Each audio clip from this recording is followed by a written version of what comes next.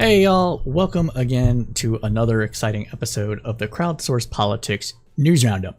I'm your host here today, Cypher, and we have a ton of news coming at you about various different topics, and it's going to be a good time. You're going to get informed and you're going to be entertained.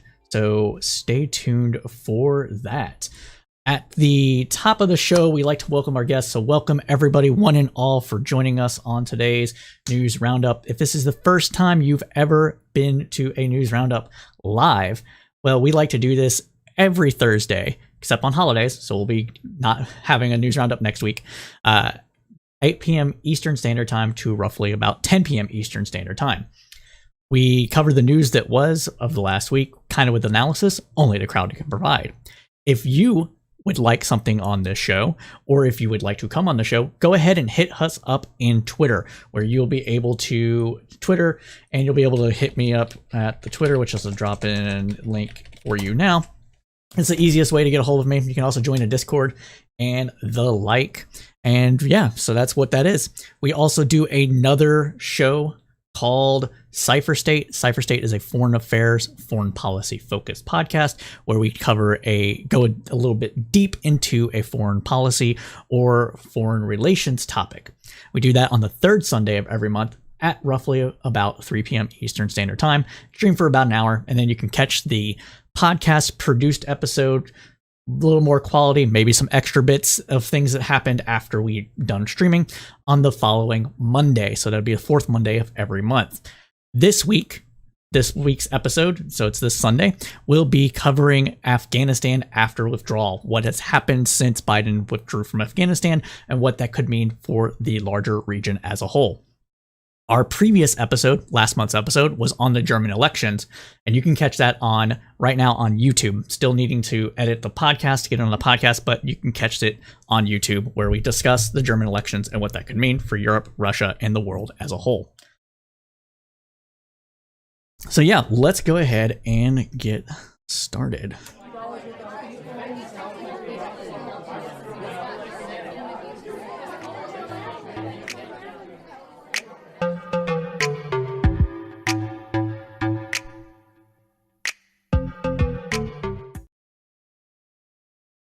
So at the top of the news hour this week, we are talking about the infrastructure bill. We'll open up with the clip of Biden doing his signing, and then talk about it a bit there. 1 second. There we go. Yeah. So this is Biden's key agenda, half of it anyways. The Build Back Better plan is still being in the works in Congress, but as we've been talking about for the last few weeks, that may not happen now. But let's go ahead and listen to Biden, what he has to say about the Build Back Better plan, or I'm sorry, about the infrastructure plan. And this is coming from you from C-SPAN. Okay, here we go. Oh, what the heck? How are you, Vice President? Please. All right. Thank you. Okay, here we go. Oh, this is shorter than I was expecting. Bravo. There we go. Bravo, Biden. Clap, clap, clap, clap, everybody.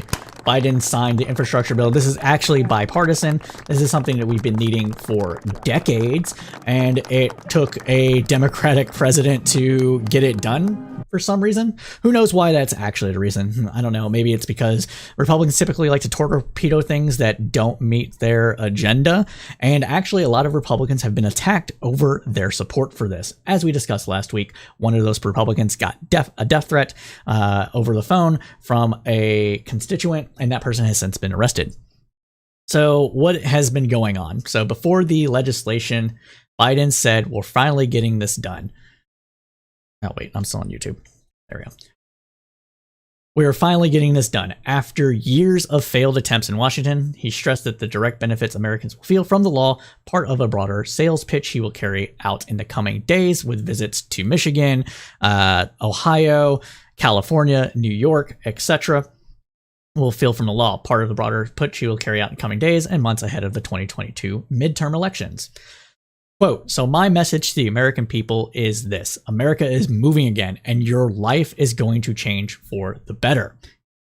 A refresh of physical infrastructure fulfills one of the portions of Biden's economic vision. On Monday, he made the case for Congress to pass what Democrats see as the complementary package, a $1.75 trillion investment in the social safety net and climate policy. Now, if you've been paying attention to the back and forth between Democrats and Democrats, basically, that bill has come down from a roughly $3 trillion to $1.75 trillion. On this program, we were stressing that we thought it was going to be 2.5. Now it might not pass at all. Why might not pass at all? Well, the moderates basically got afraid because of the elections results in Virginia, thinking that the reason that the Virginia election went the way it did is because of too much spending. Now, we know on this program that it's not because of too much spending, but it's an amalgamation of problems stemming from things such as school reform and push for, we'll say racial conscious policies within schools that may rub people the wrong way due to their belief that some things are best left to parents or better left to a meritocratic kind of system where people compete in order to get into the best schools. Problem with that? Well, we can get into that later. Let's continue on with the infrastructure bill. The House aims to pass its version of this bill, the $1.75 trillion bill, this week. House Speaker Nancy Pelosi tried to tie the plans as closely together as possible and ensure that the centrist and progressive flanks of her party backed both. The president said that he is confident that the House can pass this bill, and then we're going to pass it in the Senate. Oh, what the Oh, thanks. It is frozen. All right, I got a new phone, and that new phone, the new phone is having issues with actually streaming this. And I did some testing earlier, and it was working fine, and I might need to download the application again. That's not good.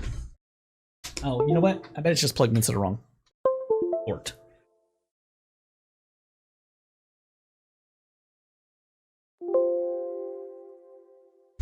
One second, everybody. Sorry about the technical difficulties.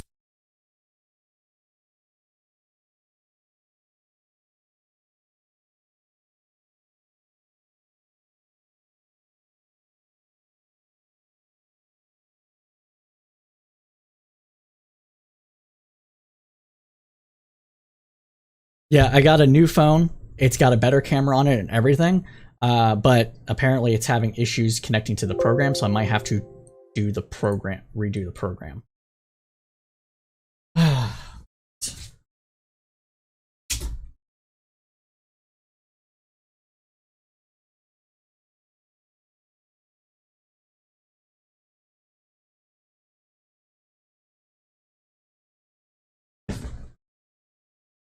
I'm probably going to be upside down. Oh, there it goes. Okay. I am back. Please let me know if that happens again.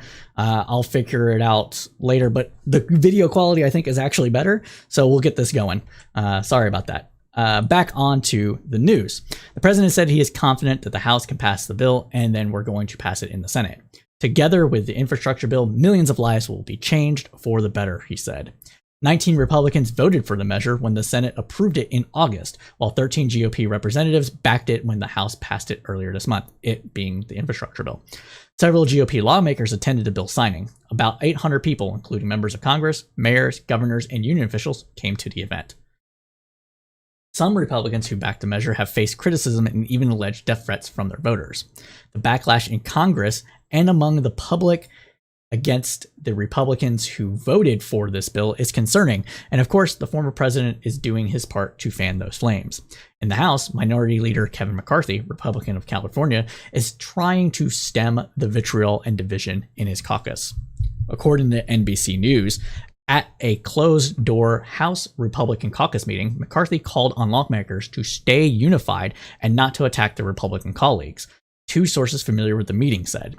McCarthy suggested that they should focus their fire on Democrats' Build Back Better bill, one of the sources had said. Some far-right members who are closely aligned with the former president, Donald Trump, have begun attacking fellow Republicans who voted for the $550 billion infrastructure package. Now, it's being touted as $550 billion infrastructure package, specifically because it is $550 billion in new spending. The total package price tag is $1.2 trillion, but only $550 billion is new spending that is placed on top of recurring spending that goes to the maintenance of bridges, roads, etc. That's important to note. Publicly, McCarthy, who has been one of Trump's loudest defenders, has struggled to hold together a caucus that has publicly feuded over the former president. Trump has threatened to work to unseat Republicans who supported the bipartisan infrastructure law, which was a key piece of President Biden's legislative agenda. Trump issued a flurry of statements blasting the law as a non-infrastructure bill and complaining that it gives Biden and the Democrats a victory just as they were falling off the cliff. He's not wrong about that.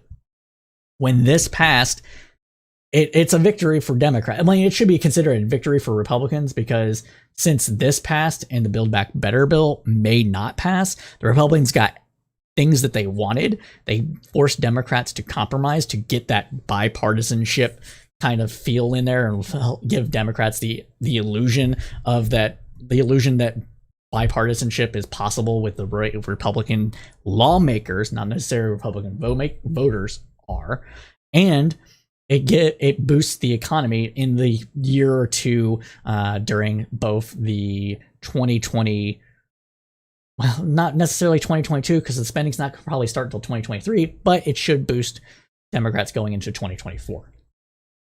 So he's not wrong about that. Yes, it's true. Trump can be right about things, even if he's a shitty person.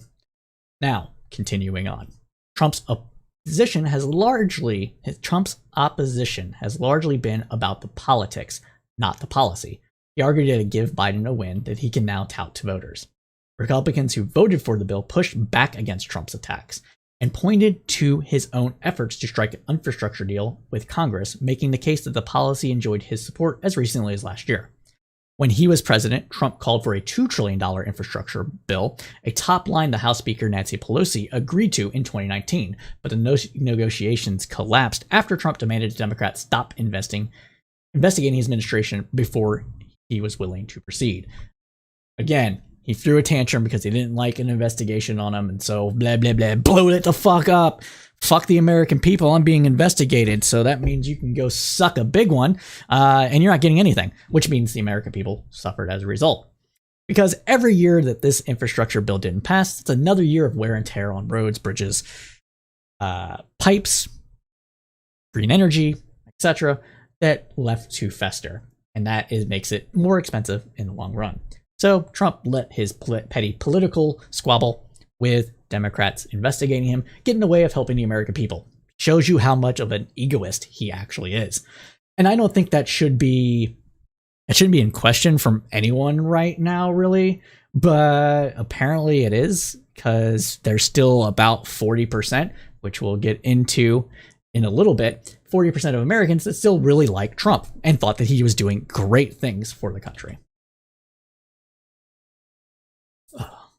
Continuing on, according to The Hill, Representative Gary Palmer, Republican from Alabama, this week touted a provision in the bipartisan infrastructure law that President Biden signed on Monday, despite the fact that he voted against the legislation. Palmer issued a statement on Monday highlighting a provision under which Alabama will receive $369 million over 5 years for a road project in that state called the Northern Belt Line. Quote, "This is an opportunity we have been working for as a region and a state," Palmer said. "Now is the time for us to take advantage of it and complete the work by finishing the Northern Beltline and building a better future for the Birmingham metro area and central Alabama." Now, this is a very common refrain from Republicans when it comes to spending. They want to claim that they brought home the bacon for their constituents, but vote against it for petty political reasons. This is a thing that this used to not be such a big issue. When people would get the bacon for their constituents, they would typically vote for the package, and that is how you had political horse trading go back and forth between the two parties. But within the increasing polarization of the politics of people, nationalization of the politics, of the culture wars, which we'll also get into later, we see that Republicans will still try to bring about a bill for their constituents, but then vote against it. Ultimately, vote against it. Oh, we just got a new follow. Thank you. Been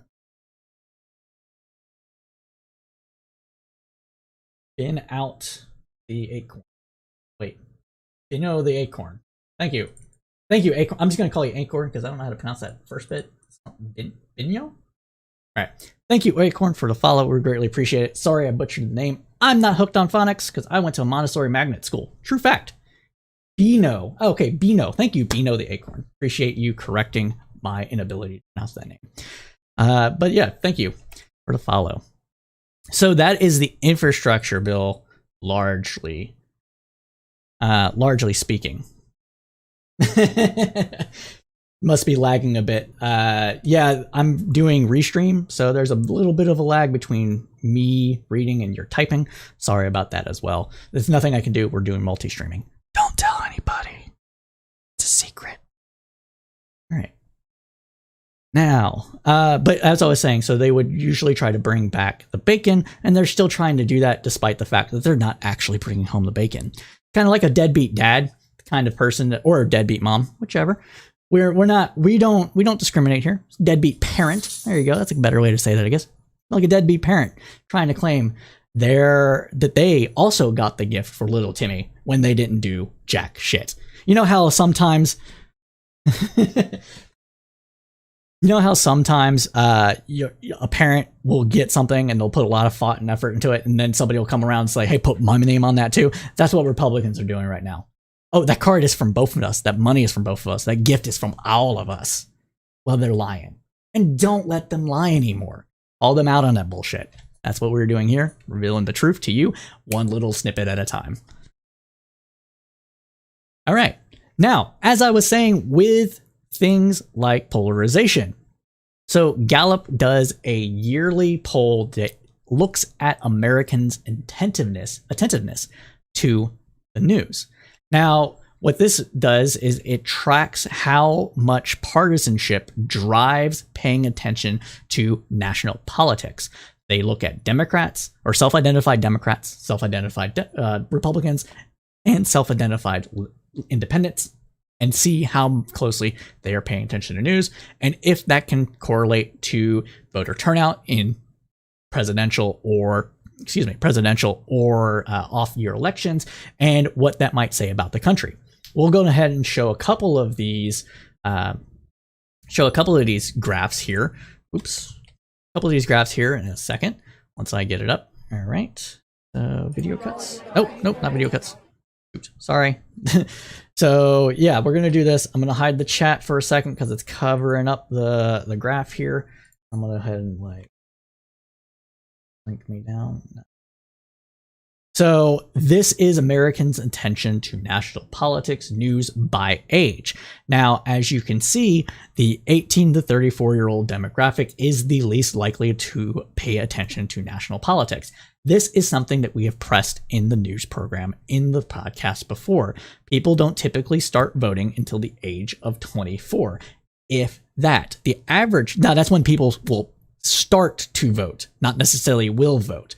So most people really don't get into politics at all until they're into their early 30s, if they get in politics at all.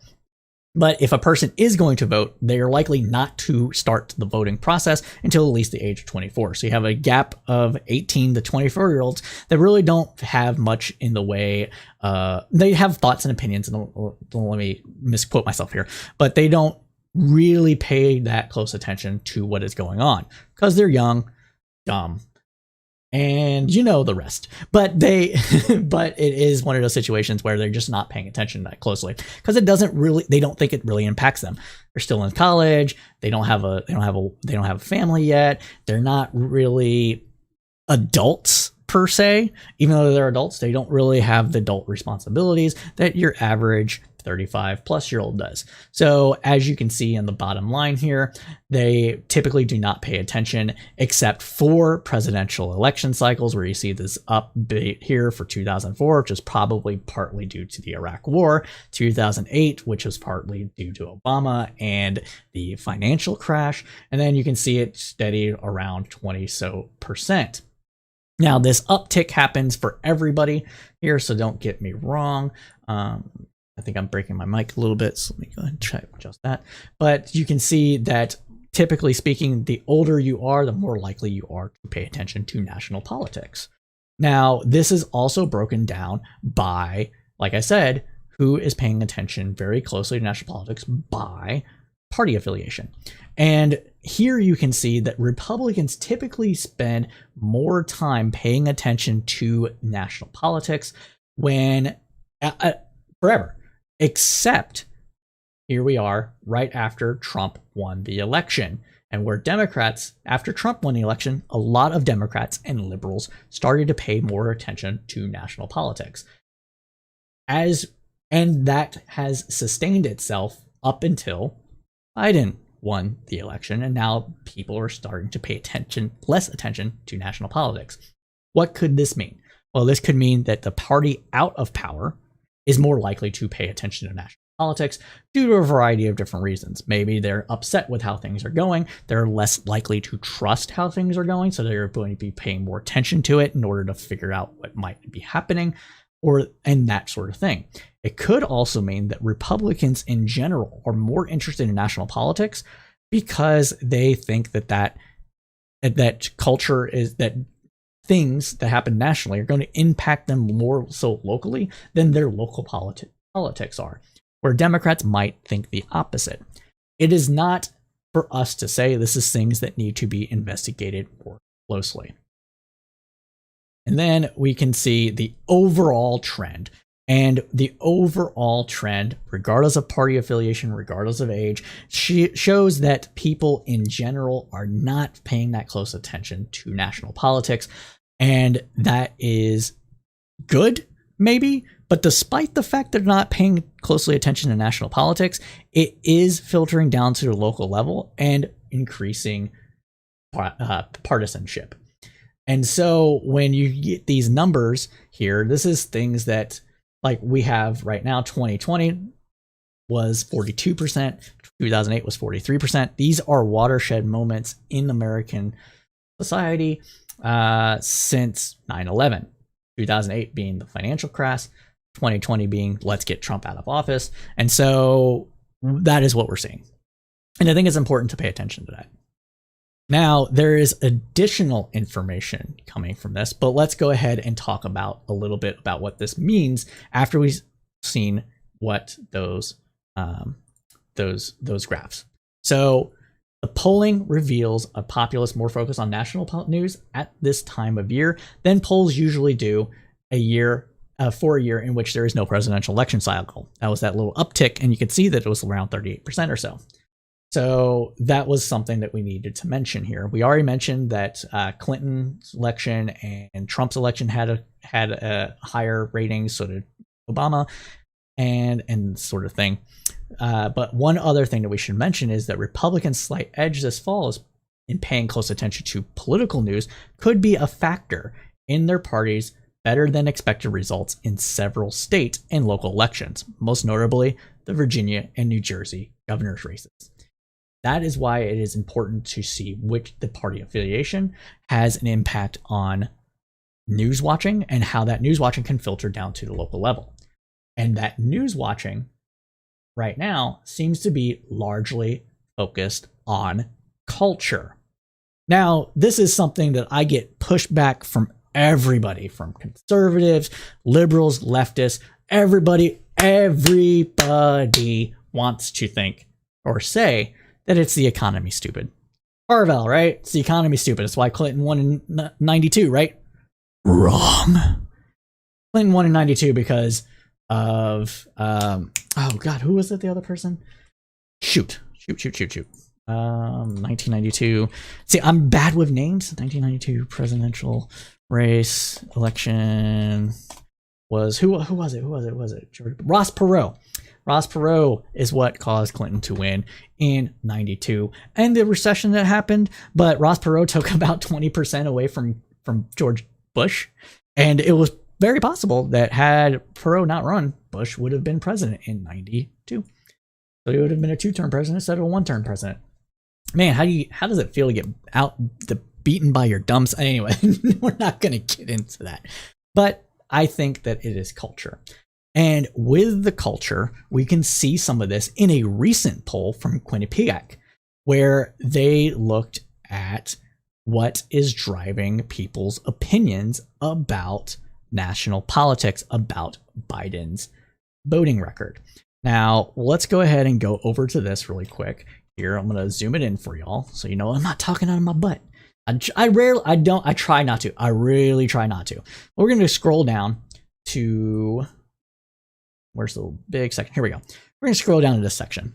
Now, this is the question that people got, where what do they think the most important problem facing the country today is? So they're given a list and they were told to check one. And what they did was they grouped it by economic problems and non-economic problems. Now, I think some of the non-economic problems might be economic problems. For example, where they had one for lack of energy sources. I think that could be an economy problem here. Healthcare, I would put that as an economy problem. Those are the only real two that I would also put in economy. But as you can see, out of the people that answered this poll, one said healthcare, one said energy, so it wouldn't change the things that much. Looking at this polling here, we see that 25% of those that responded picked an economic issue as their top issue facing the country today, whereas 70% of people that ticked this box said that it was a non-economic problem, with the top being division and polarization between the parties. But then if you go down, immigration and border security, which is a huge cultural driver for Republican voters. We also see that they don't like the Democrats too much. 5 people said that Democrats are not doing well. Government leadership, poor leadership. Again, Republican cultural kind of things right there. Poverty and homelessness. I would say that's economic. Race relations, another big cultural issue. Ethics, ethics, moralities, rhythm, family decline. Again, Republican cultural pain points. Vaccine mandates and mask mandates, another cultural pain point. And I think that we need to pay closer attention to how the Republicans are able to shape how much of our political discourse focuses around culture and how they drive that narrative. Now, if we scroll up here a bit and we'll look at some of these other factors here, is that the economy is very high up there as a pain point. But if we look at what they want, this is the one that says too far left, right? Yeah, too far to the left. So a slight majority of Americans, 52%, say the Democratic Party has moved too far to the left. 6% said it has moved too far to the right, and 30% said it hasn't moved too far in either direction. Republicans party has said that the Republican Party hasn't moved at all. Really? It hasn't moved at all. Are you sure? We're trying to censure people right now for posting xenophobic commercials online using Attack on Titan, which is an allegory for fascism and ethnic cleansing and the like, and being the quote unquote good guys who, I mean, they are the good guys in this respect, but they're putting the immigrants as a invading horde. Come on, bro. Let's be real here. Come on. That's pushing, that's being a little too, not knowing where the Overton window is. Now, 35% that it has moved too far to the right. So that's a good idea. So that's that. But then 13% that it has moved too far to the left. Republicans, voters, think that Republican Party has gone too far to the left. The left of what? What the hell are they talking about? I have no idea. Wait, I know what it is. It's culture. Because some Republicans want to do things like accept immigrants, like accept gay people, like accept that racism is a thing. And you see that when we look into this further by what people want to see passing from the bills. A majority, 57 to 37%, support the $1 trillion spending bill. And then another majority, 58%, want the Democrats to pass the Build Back Better plan to help families. And if you look at it based on people's demographics, which is just when you're looking at men and women, right? So we're gonna scroll down here. Where is it at? Republicans Congress? No. Social. I think it's called social.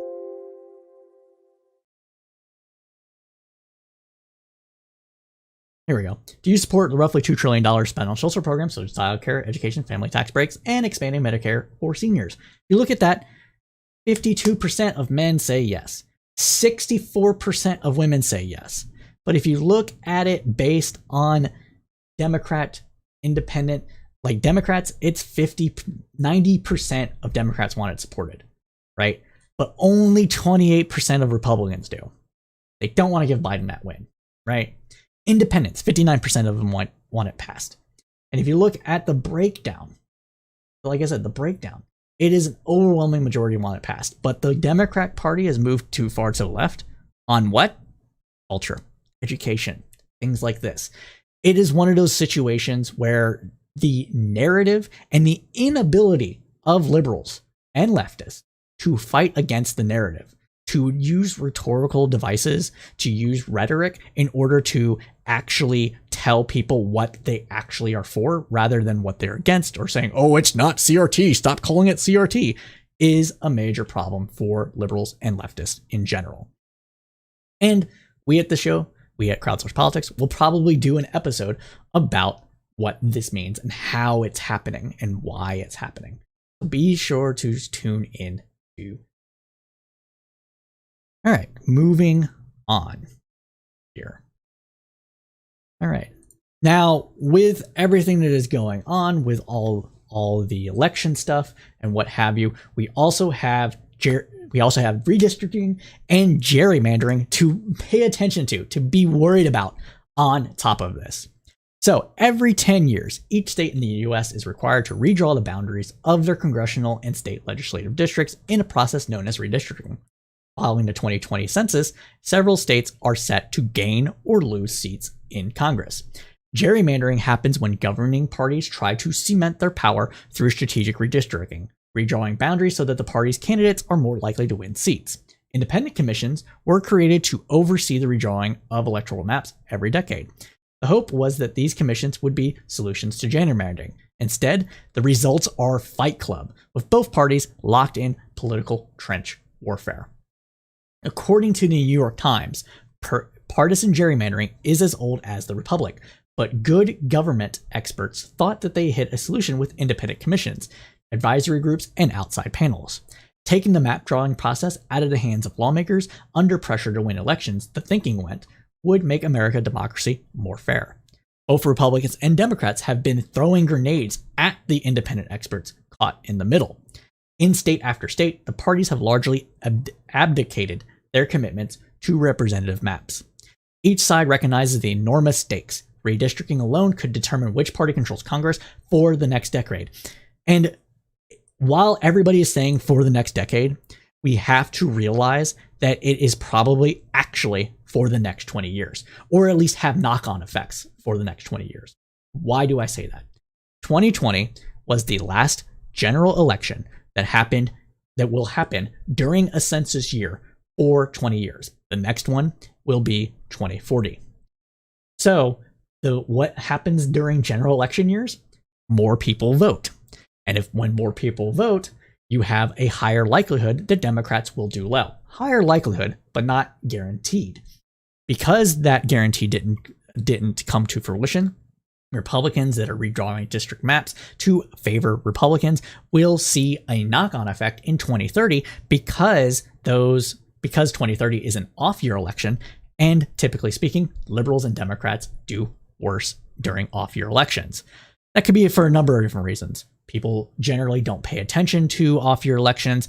Maybe Democrats more likely to think that maybe Democrats are more likely to feel that presidential elections matter a lot more than they do.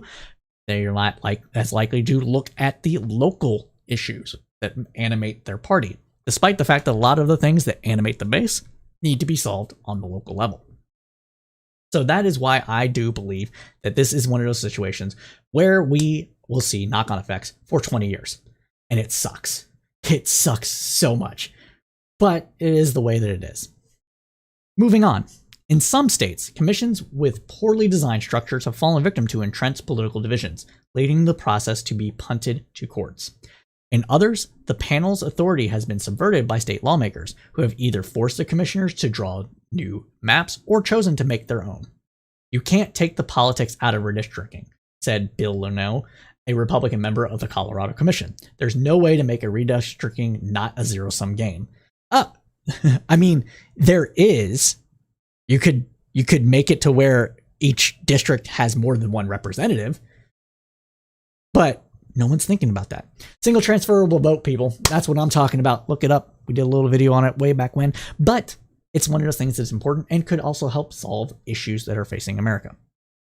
So that is where we are with the redistricting process. For people who may not know, California lost a seat. Texas gained a couple seats. Colorado, I think, also gained a seat. And it seemed that more Republican-led states gained population and liberal ones lost some population for a number of different reasons. People moving for jobs in the South, because of jobs wanting to have lower taxes or what have you, or just generally speaking, people moving to the South because of retirement.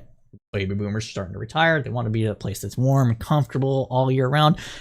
All these things, and the fact that the Midwest and the South probably have a higher, no, not probably, they do have higher birth rates due to a number of different reasons.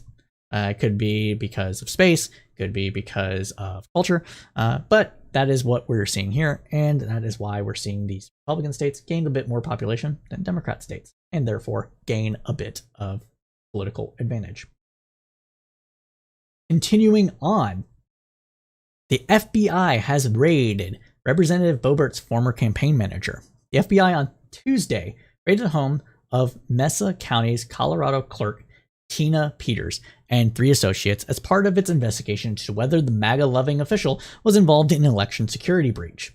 The Daily Beast notes that Peters, who has been stripped of her ability to run elections in the county, was involved in an amateur QAnon-tied investigation of voter fraud in 2020 elections. Quote, Peters briefly became a star on the right last summer when she appeared at MyPillow CEO Mike Lindell's cyber symposium on voter fraud. According to the Daily Beast, a few days before her appearance, alleged QAnon mastermind Ron Watkins posted images from Mesa County voting machines, while hard drives from other counties' equipments later leaked online. That inspired suspicions that Peters was somehow involved in the potentially illegal leak, and she briefly went into hiding. So we have, again, it's QAnon bullshit. It just won't die. It is the conspiracy to run all conspiracies, and it sucks. And so we need it to end. So what I'm saying is talk to grandma. Get grandma talk to your grandma and grandpa, talk to your crazy uncle. Help them understand that they're just believing in a bunch of nonsense, but don't do it in a way that causes them to believe it even more. Be nice. Basically is what I'm saying. Be nice. Try to be nice. Try to make peace. Try to talk them out of their precarious positions. Now we have another issue with this Republicans getting further to the right issue with Liz Cheney experience last February. So with Liz Cheney constantly being hounded by rank and file Republicans for her support of impeaching President Trump over the January 6th insurrection. Last February, Representative Liz Cheney, Republican from Wyoming, was censured by her state party in a vote of 66-8. The vote to censure was a backlash for Cheney voting to impeach former President Trump. Quote, we need to honor President Trump. All President Trump did was call for a peaceful assembly and protest for a fair and audited election, said Darren Smith, a Cheney attorney who lost to an attorney who lost to Cheney in the Republican U.S. House primary in 2016. The Republican Party needs to put her on notice. This week, the Wyoming GOP Central Committee voted to oust her from the Wyoming Republican Party altogether. In a sign that may signal a shift in support for Trump, this time the vote was 31-29. After the Wyoming Republican Party voted to no longer recognize Representative Liz Cheney as a Republican, one GOP insider in the state argued that the attacks on one of the state's biggest political families were falling flat. CNN's John Berman interviewed Dr. Joe McKinley, a Casper physician who formerly chaired his party's GOP and is a Republican Party committeeman. McKinley said that he voted against the motion. Quote, "I was there at the meeting and I was just surprised that this topic came up again," he explained. As you recall, the state Central Committee voted to censure Cheney several months ago. They got it out of their system, shook their fist at Representative Cheney. I thought that was finished topic at that point. However, the state party's leadership is somewhat irrelevant at this point and felt the need to bring the topic back up, to my surprise. This is even crazy. I mean, you can't tell someone that they're not Republican. If they're registered as a Republican instead of a Republican, then they're a Republican, he said. Burnham noted a recent op-ed McKinley wrote in the Casper Star-Tribune. Quote, "The extremism we are currently witnessing in the Wyoming Republican Party is the result of apathy. True Wyoming Republicans are currently sitting on the sidelines, too disgusted and embarrassed to participate," he wrote. Berman asked him to explain the dynamics he was witnessing. "You know, without using a catchphrase, there's a real silent majority here in Wyoming, and they're true conservatives," Kinley said.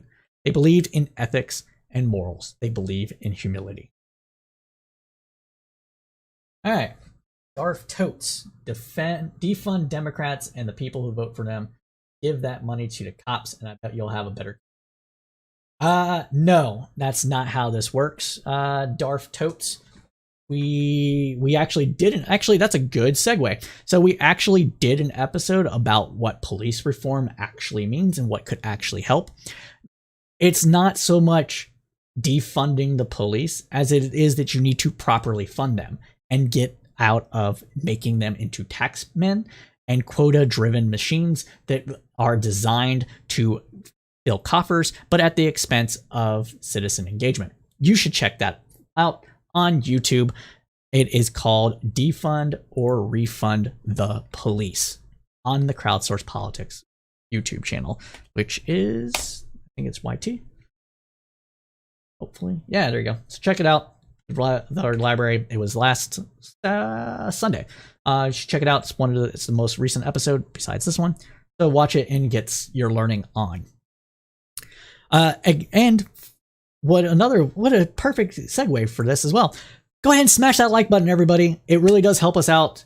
It helps with the algorithms, it propagates, and it shows that you support us. So you smash that like button and we will be going great.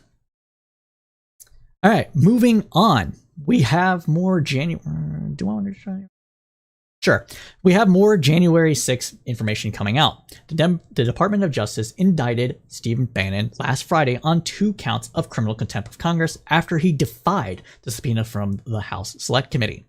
Bannon surrendered to federal authorities on Monday. Each count of contempt of Congress is a misdemeanor punishable by up to 1 year in jail and a maximum fine of $100,000. He appeared before the magistrate judge Robin Merriweather. He did not enter a plea. The magistrate ordered Bannon to turn over his passport. He will have to regularly report to pretrial services and alert them to any plans to travel outside of Washington. We will update you as more information comes along. He is scheduled to appear before the U.S. District Judge Carl Nichols, an appointee of former President Trump, on Thursday at 11 p.m. Eastern Standard Time.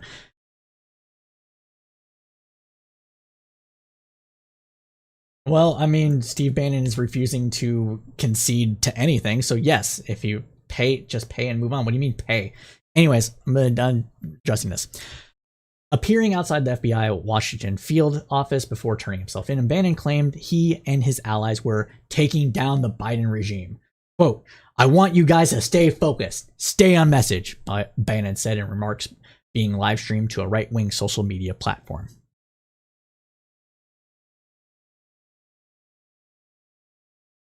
No, it's he either he's not good, he can still be held in contempt for Congress. He can have up to $100,000 fine. He has to go for the judge. The judge can still order him to actually appear in front of Congress and give testimony. He can claim the fifth during the testimony, but the judge can actually force him to do so or sit in jail for a bit. The $100,000 fine is in the maximum fine that he could pay, but it's not the only thing that he could face for refusing to testify. Yes, and 1 year in jail, as Nikki had said. So moving on, so Oregon Public Broadcasting reports that the chairman of the House committee investigating the January 6th Capitol insurrection says there is still time for former White House Chief of Staff Mark Meadows to comply with a subpoena before the panel moves forward with the vote to hold him in contempt of Congress. At the same time, the panel is prepared to hold Meadows in contempt in the coming weeks if he doesn't give lawmakers any information about his role and former President Donald Trump's, as the Capitol was attacked that day. The panel is also discussing a vote to hold former Justice Department officials Jeffrey Clark in contempt after Clark's appeared for a deposition earlier this month and declined to answer questions. Clark is a former assistant attorney general who aligned himself with Trump after Trump lost the 2020 election and pressured the Justice Department to help overturn his defeat. Quote, "We think we are on sound footing at this point, but on the advice of counsel, we want to be able to indicate that we've made the best good faith effort we can to get this information," Thompson told reporters on Tuesday. He said the panel is unlikely to hold a contempt vote before lawmakers leave town for the Thanksgiving break. Meadows' lawyer has repeatedly made clear that he won't comply with the September subpoena, arguing that Trump has said that he will assert executive privilege over his testimony. Now, the courts have consistently ruled that a former president loses executive privilege or the ability to claim executive privilege over that of a sitting president. So if a sitting president rules that some sort of information is no longer held under the executive, then that can be turned over to Congress and its investigative powers. Now, again, Meadows was Trump's top aide at the time of the insurrection, unlike longtime Trump ally Steve Bannon, who had left the White House years earlier. The committee has rejected executive privilege arguments, especially as the White House has said that the President Joe Biden would waive any privilege over Meadows' interview, and as courts have so far shot down Trump's effort to stop the committee from gathering said information. The House panel has argued that they have questions for Meadows and Clark, as they did with Bannon, that do not directly involve conversations with Trump and couldn't possibly be blocked by a privilege claim. Meadows' lawyer, George Terwilliger, said last week that the courts should decide whether privilege applies. Quote, "It would be irresponsible for Mr. Meadows to permanently resolve the dispute by voluntarily waiving privileges that are at the heart of those legal issues," Terwilliger said. One area of focus for the panel is Meadows' personal phone and email, and whether he used it to communicate with others as hundreds of Trump supporters attacked the Capitol and beforehand. Meadows, a prolific texter, was known to use his personal cell phone during his time at the White House Chief of Staff. That number, which has since been disconnected, was the same as the one he had used as Republican member of Congress, with an area code from his home state of North Carolina. In the committee's September subpoena, Representative Bernie Thompson, Democrat of Mississippi, cited Meadows' efforts to overturn Trump's defeat in the weeks prior to the insurrection and his pressure on state officials to push the former president's false claim of widespread voter fraud. "You were the president's chief of staff and have critical information regarding many elements of our inquiry," Thompson wrote. "It appears you were with or in the vicinity of President Trump on January 6th, and communication with the president and others on January 6th regarding the events at the Capitol, and are a witness regarding the activities of that day. You should be forced to testify. You should testify." Okay, what are we saying here, Darth notes? I don't see why C. Bannon should have to answer to a whole bunch of criminals. Doesn't make any sense. Last time I checked, his taxes are the reason why they have jobs. AKA, it sounds like he should calling them up how bit of a job they're doing. This is, yeah, no, okay. So, Darth Totes, you are just spreading a bunch of basically false information. There is no evidence that that Democrats are a criminal organization or have committed crimes at this point. We have reason to believe that the Trump administration and Trump and his allies did commit crimes. People that were allies to Trump were warned ahead of time about possible attacks, hence why there was congressmen with body vest on, hence why there was congressmen giving tours of the Capitol, hence why there was congressmen giving updates about where Nancy Pelosi's position was, tweeting out today is 1776, and a whole bunch of other bullshit. So don't try to mess me with your fucking bullshit here, guy. All right? The insurrection was what it was. It was an insurrection. People were there to do violence upon people they thought were political enemies. You can't claim rhetoric or free speech when these things are happening. People show up with zip ties. What's the purpose of a zip tie? It's to kidnap people. There was bombs placed around the Capitol. Luckily, they didn't go off. Proud Boys was there a week or 2 weeks before, putting weapon caches around the Capitol and getting into fights with people that they themselves instigated. So don't try to play this bullshit with me. I am not going to address this anymore with you, okay? We can talk about it on stream. Not tonight. I have things I have to do after this stream. But we can talk about it on stream if you would like. But if you try to say some bullshit about how Democrats are a criminal organization and Republicans are just trying to save America, go fuck yourself.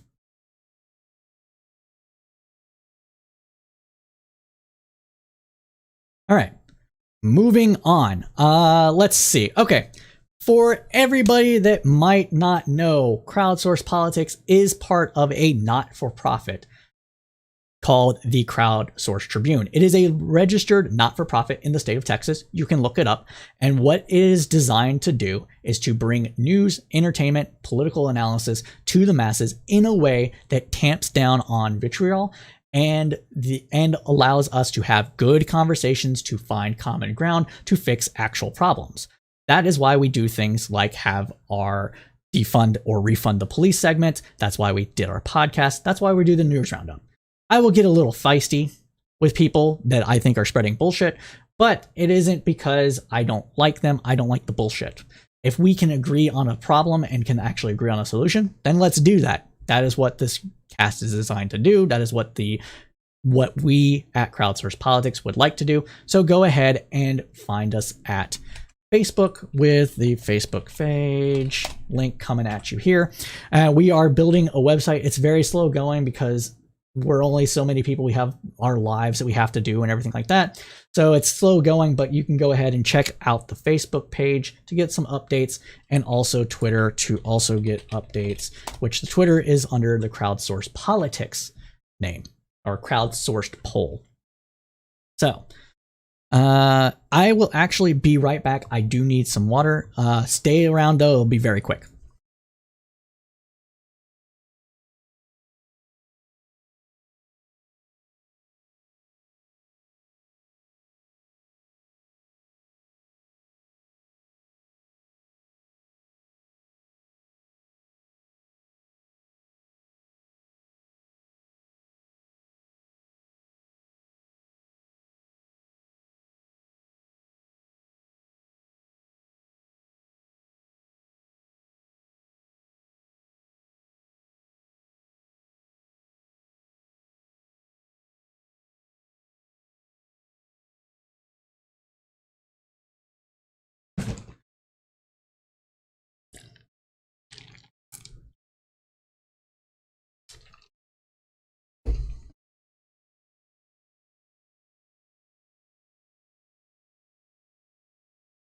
All right.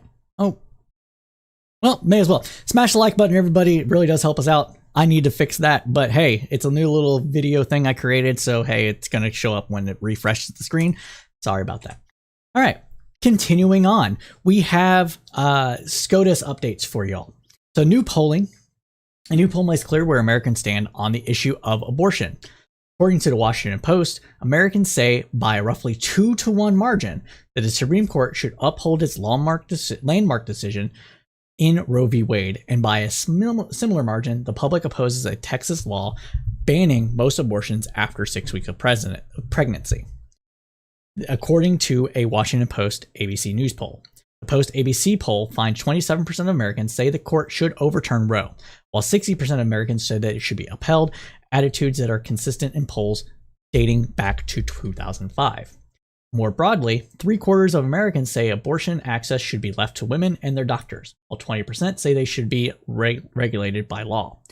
While Americans have long supported limiting access to abortion after the first trimester of pregnancy, polls suggest Americans widely oppose recent efforts in conservative-leaning states to enforce more severe restrictions. When asked about Texas SB 8, the Post ABC poll finds that 65% say that the court should reject the law, while 29% say that it should be upheld. A separate question finds that 36% support state laws that make it more difficult for abortion clinics to operate, while 58% oppose such restrictions, including 45% who oppose them strongly. The Supreme Court established a constitutional right to abortion in 1973's Roe's decision and reaffirmed it in 1992's Planned Parenthood versus Casey. That decision acknowledged that states have an interest in protecting unborn life, but may not enact laws that create an undue burden on seeking an abortion before a fetus could survive outside the womb, generally around the 22 to 24 week period. When this court took Mississippi's case, it said that it would answer one question: whether all pre-viability bans on elective abortions are unconstitutional.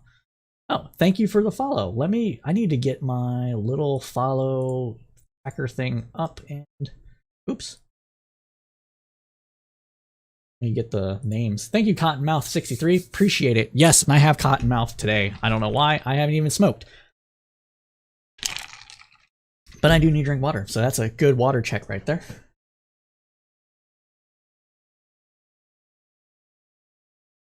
I don't know what that means, but all right. So continuing on. But the state since has asked the court to use the case to overturn Roe and Casey and return decisions on abortions to the state. The poll results show why some on the court might be reluctant to take such bold steps. Roe has become synonymous with a woman's right to choose abortion, even as some restrictions on the process can be politically popular. The Post ABC poll finds broader agreement that women and their doctors should make decisions about abortion rather than being regulated by law. Over 75% say such decisions should be left to the woman and her doctor, including 95% of Democrats, 81% of independents, and 53% of Republicans. Broadly supported across the political spectrum. Now, going on to the Mississippi abortion case. The Supreme Court will hear oral arguments on December 1st in the matter of Dobbs v. Jackson's Women's Health Organization. The law was blocked by a lower court, the Fifth U.S. Circuit Court of Appeals, which ruled that the law directly contradicts the precedent of another pivotal abortion ruling, 1992's Casey versus Planned Parenthood. That decision permitted states to enact pre-viability abortion restrictions that did not create an undue burden on a woman's access to abortion. A separate abortion-related Supreme Court decision in recent years have reaffirmed those protections, but the Mississippi case will be heard by a high court that grew sharply more conservative under Republicans' former President Trump, who appointed 3 justices to the 9th bench.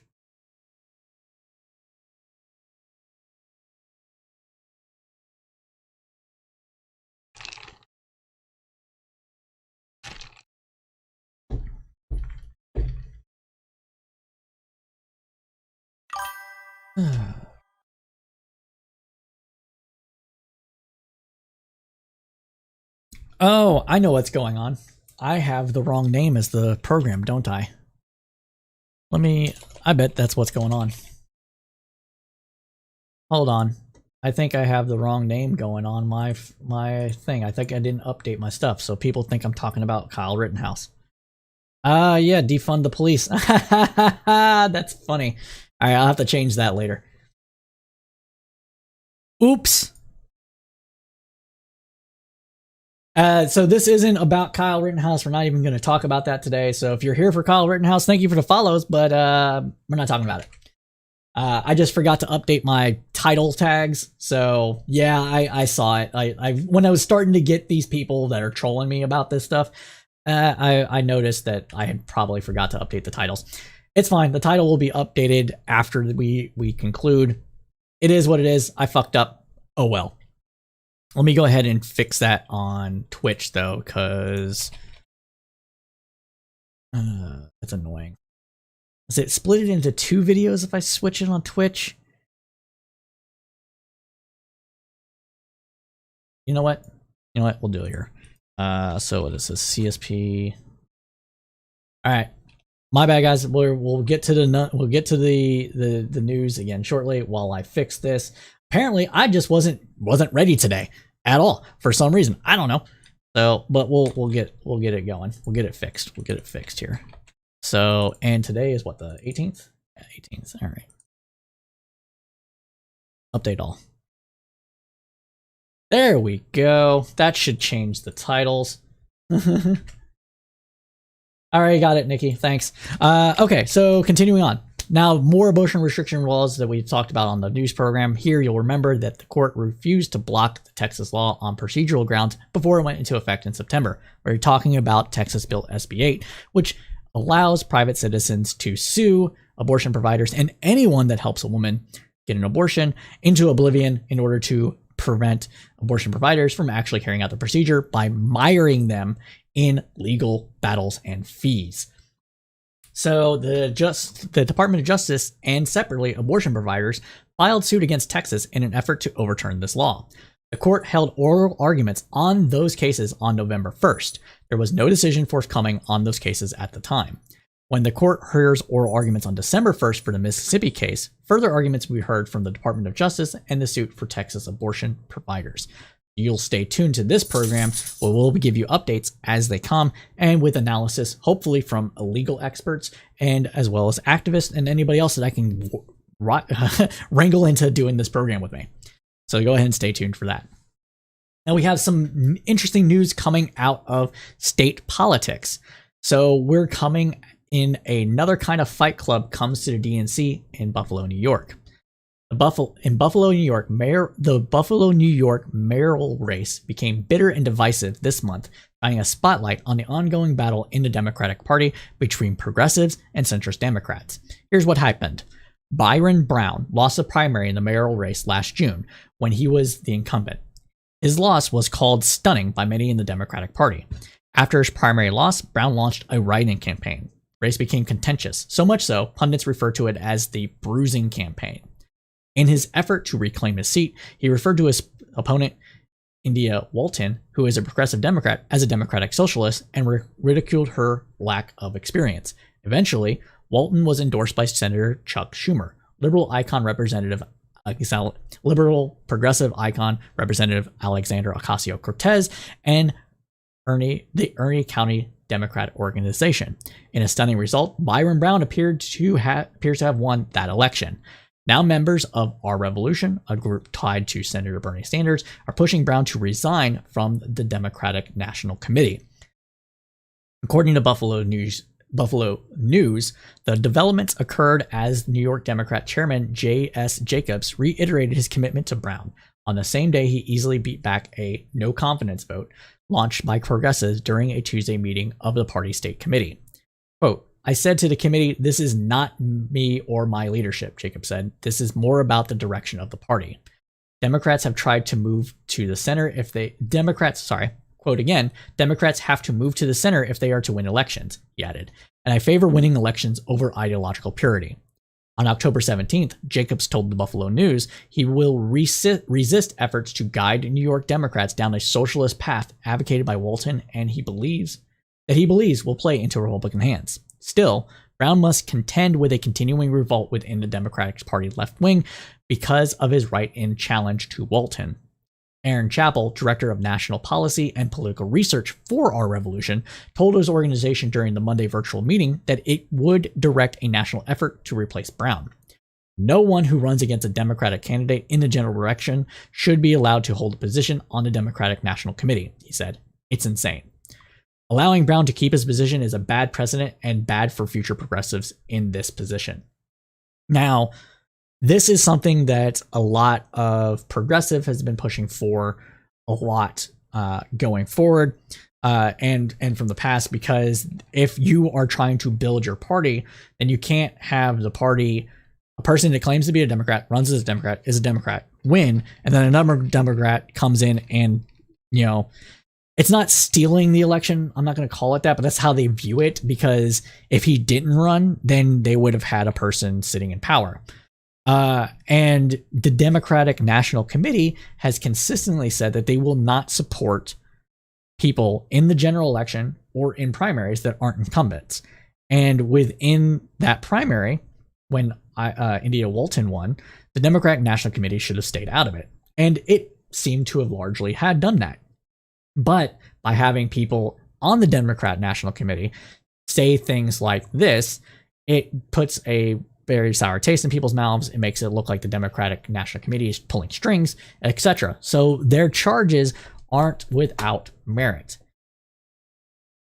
I think this is more of a personal to Byron problem than a DNC liberals versus progressive problem, but I understand why people view it this way, and the push to have people resign that weigh in on these subjects makes sense. So I'm going to stay out of it because I do not have a dog in this fight anymore. I used to be a Our Revolution chapter committeeman. I used to help be like a leader of a chapter. I was one of the founding members of a chapter here in Texas. I have since stepped away for a number of different reasons. I personally don't have the time to dedicate to things like this anymore, and being the person that plans and does everything, as well as having some of the people that I started to associate with put a sour taste in my mouth. Personal things, though, not necessarily ideological things. For example, I overheard a conversation between some prospective members talking about military people and how, you know, you can't be a former military person and a progressive at the same time. Shit like that. And you're in Texas, bro. A lot of the progressive that you're going to work with were former military people. They might have been radicalized by their time in the military. You can't just say, fuck you, you're in the military. It's just not going to work. So that's why I took a step back from it. Will I get involved in local politics? Probably, but I have to find the time to do it again. And I've been very busy lately. Continuing on, and Larry Cohen, the group's chairman and a 16-year member of the Democratic National Committee, promised to raise the issue of Brown's leadership role at the highest level. People need to think twice about those things and then claim to be a party leader, he said. The issue is not about the mayor. I wish him and Buffalo well. It's about what does the grassroots of a party mean. Cohen also took aim at Jacobs, saying that the chairman is defending a party that too often aligns with big donors and corporate interest. Grassroots Democrats are saying they have enough to working with Republicans. That's weird. And he's well aware that Democrat socialism means focusing on working families and working people. Quote, I will do whatever I can to raise the narrative about using big money to defeat grassroots Democrats after they have won primaries, he said. I will defend their right to run a write-in campaign, but not to be a Democratic leader. Stay tuned for more of that. This is what it boils down to. And I think that is very fair from the progressive wing of the Democratic Party. And I think that he probably should sit down. But that's just my thoughts. What are your thoughts? Let me know on Twitter. Again, Twitter link coming at you. Hopefully it should be posted to both, right? Streamlabs immediately.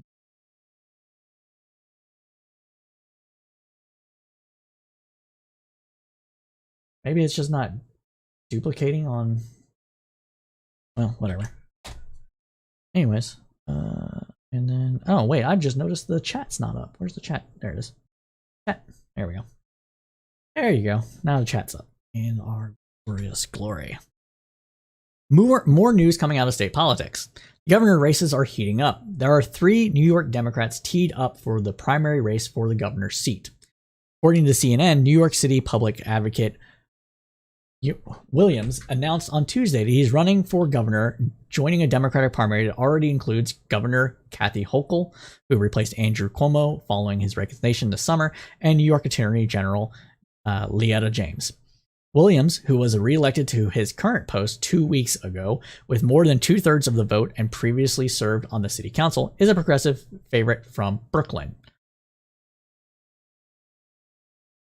Williams joins Hochul, a native of Western New York, and James, another New York City-based progressive leader, in a field that is expected to grow over the coming months.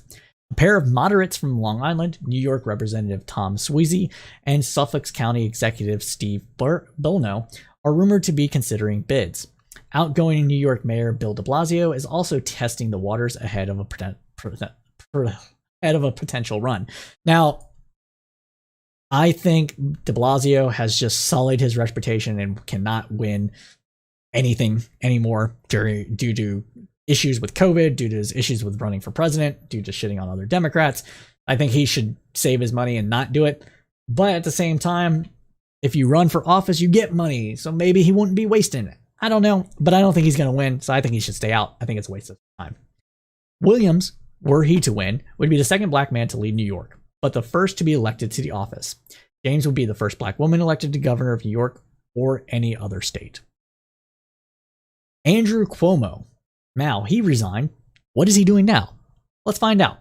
Former Governor Cuomo is raising eyebrows and stirring Democratic anxiety as he embarks on what some refer to as a revenge tour. Cuomo resigned in disgrace on the heels of allegation of sexual harassment by nearly 3 dozen women and a scorching investigation by New York Attorney General Letitia James. James appears the focus of most of the former governor's ire, though she isn't the only one he is aiming at. Democrats are worried that he will reemerge into New York politics, something that could have far-reaching effects. According to Politico, his lawyer is holding press conferences asking for new material to be added to investigations that were already concluded. New pro-Cuomo merchandise and affiliated groups have popped up online. Public opinion polls keep asking about him. And the Democrats' remaining advisors haven't dismissed the idea he could try a political comeback, and soon.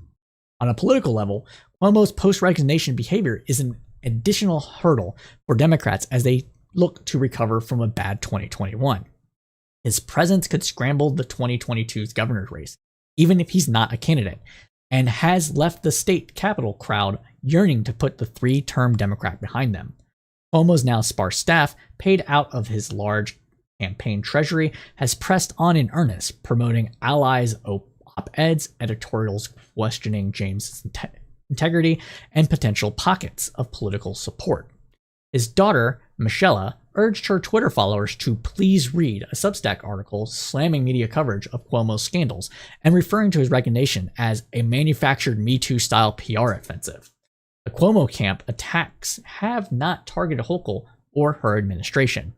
The remaining few people in Cuomo's corner, or those who haven't completely distanced themselves from guessing his mindset, say that if Cuomo wants to focus his attention on anyone, it is James, the attorney general he handpicked in 2018 to run the Democratic ticket he led that year. Her investigation into his conduct sealed his demise, and now she's running for governor in next year's primary. Cuomo told New York Magazine last week, quote, "I don't know what the future holds." Some former confidants have suggested that he could aim for his old attorney general position as James exits the office.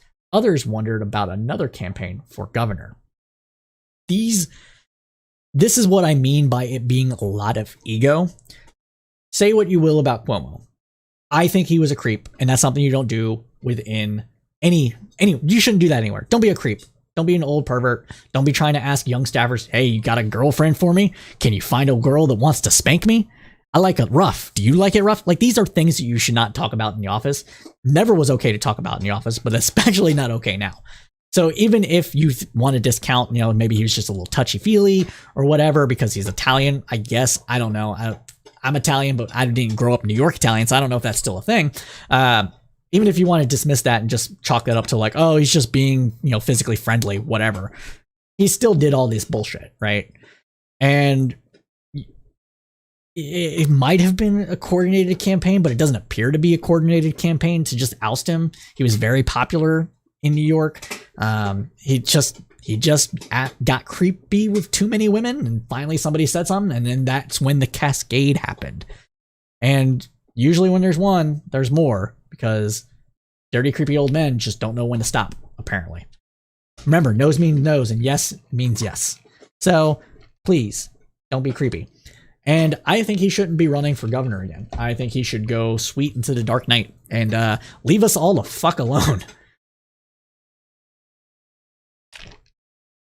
Yeah, maybe it isn't me. For the good of the party, Democratic Party, he needs to go away for a long term. Press needs to help by silencing him. Also, he is a cancer. I agree that he is a political cancer to the Democratic Party. Even if he wasn't a Democratic Party person, I wouldn't want him thinking that he could run again. I think he should just retire. He had a good run. New York improved under his leadership. Hey, take the win, dude. Stop chasing the L. Take the W. Stop chasing the L. That's all I'm going to say.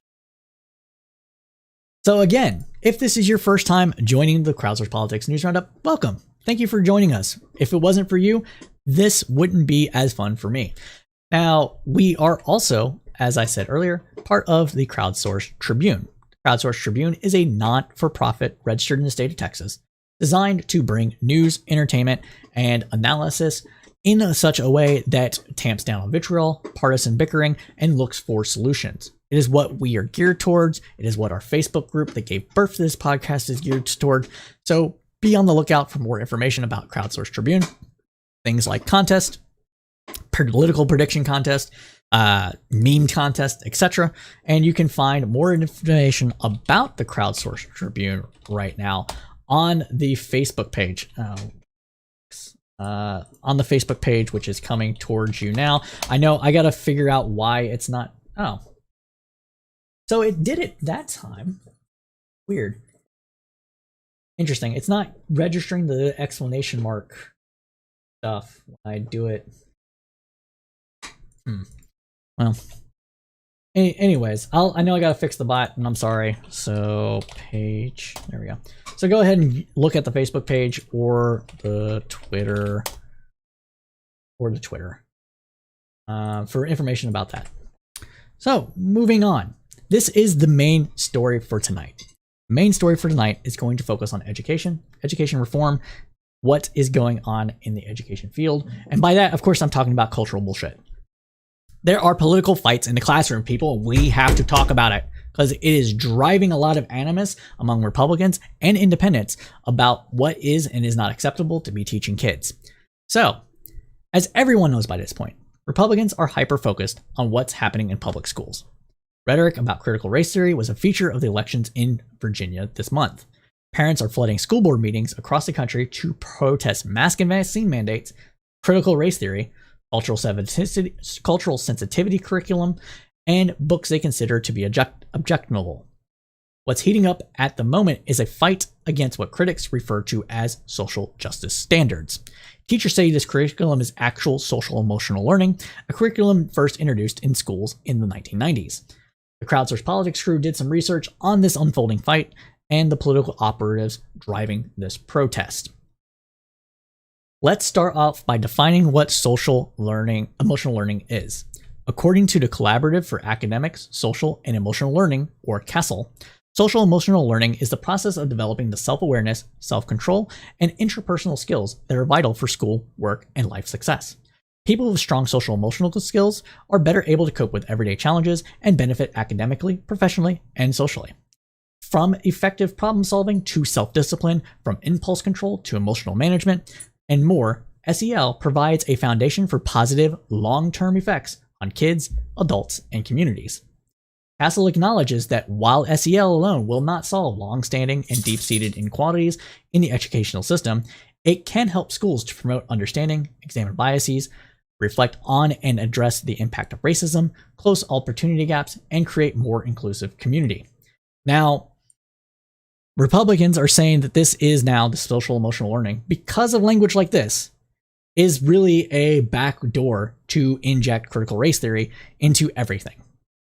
But it's not, okay? I will explain a bit more using my own personal experience with social emotional learning from the US Army of all places. Hello! And we will get into that. But first, I want to show, so I want to show this here. So this is the social emotional learning wheel where you can do self-awareness, and it goes from the inside, which is the interpersonal person. The very center is the person, and it goes out from there into communities, classrooms, schools, etc. Self-awareness, self-management, responsible decision-making, relationship skills, social awareness, and self-awareness. These are all things that are vital to a well-rounded individual and a person that is able to understand why they're feeling the things that they are, and in order to be able to express themselves to others and develop empathy for what others might be going through. It's the kind of things that people tend to learn naturally over long periods of time, but not everybody develops the kind of coping mechanisms that will help them deal with the things that are pressing upon them from various aspects. For example, things like thinking traps or the like. Now, so that's what that is. Now, what do you have here? Maybe it's me. I think they messed up by adding the R. They should have kept it a critical learning theory. It's the same thing. I mean, critical race theory is just critical theory applied to race relations within the United States. And it was a legal framework, yada, yada, yada. So, of course, it's going to be called critical race theory because academics don't give a shit about rhetoric. They want to call it what it is, and that's what they're focused on. But we'll ignore that for now. But I had to address that because that's important, and I agree with you that probably could have just be called critical learning theory. But let's talk about this emotional learning thing. So if I said thinking traps, what do you think of? Well, in the U.S. Army, we have a resiliency training regime that people have to take. Young soldiers, people that are enlisted, people that are just entering the Army, have to take in order to. It was really designed as a way to help prevent suicide. And a thinking trap are things like always, always, always, or never, never, never, or icebergs, or that sort of thing. Now, what do I mean by always, always, always? Well, it is also called catastrophizing. And this is a thinking trap that a lot of people find themselves in. I find myself catastrophizing a lot. And what that means is that you have a small setback. Say, you didn't get, well, let's keep it simple, right?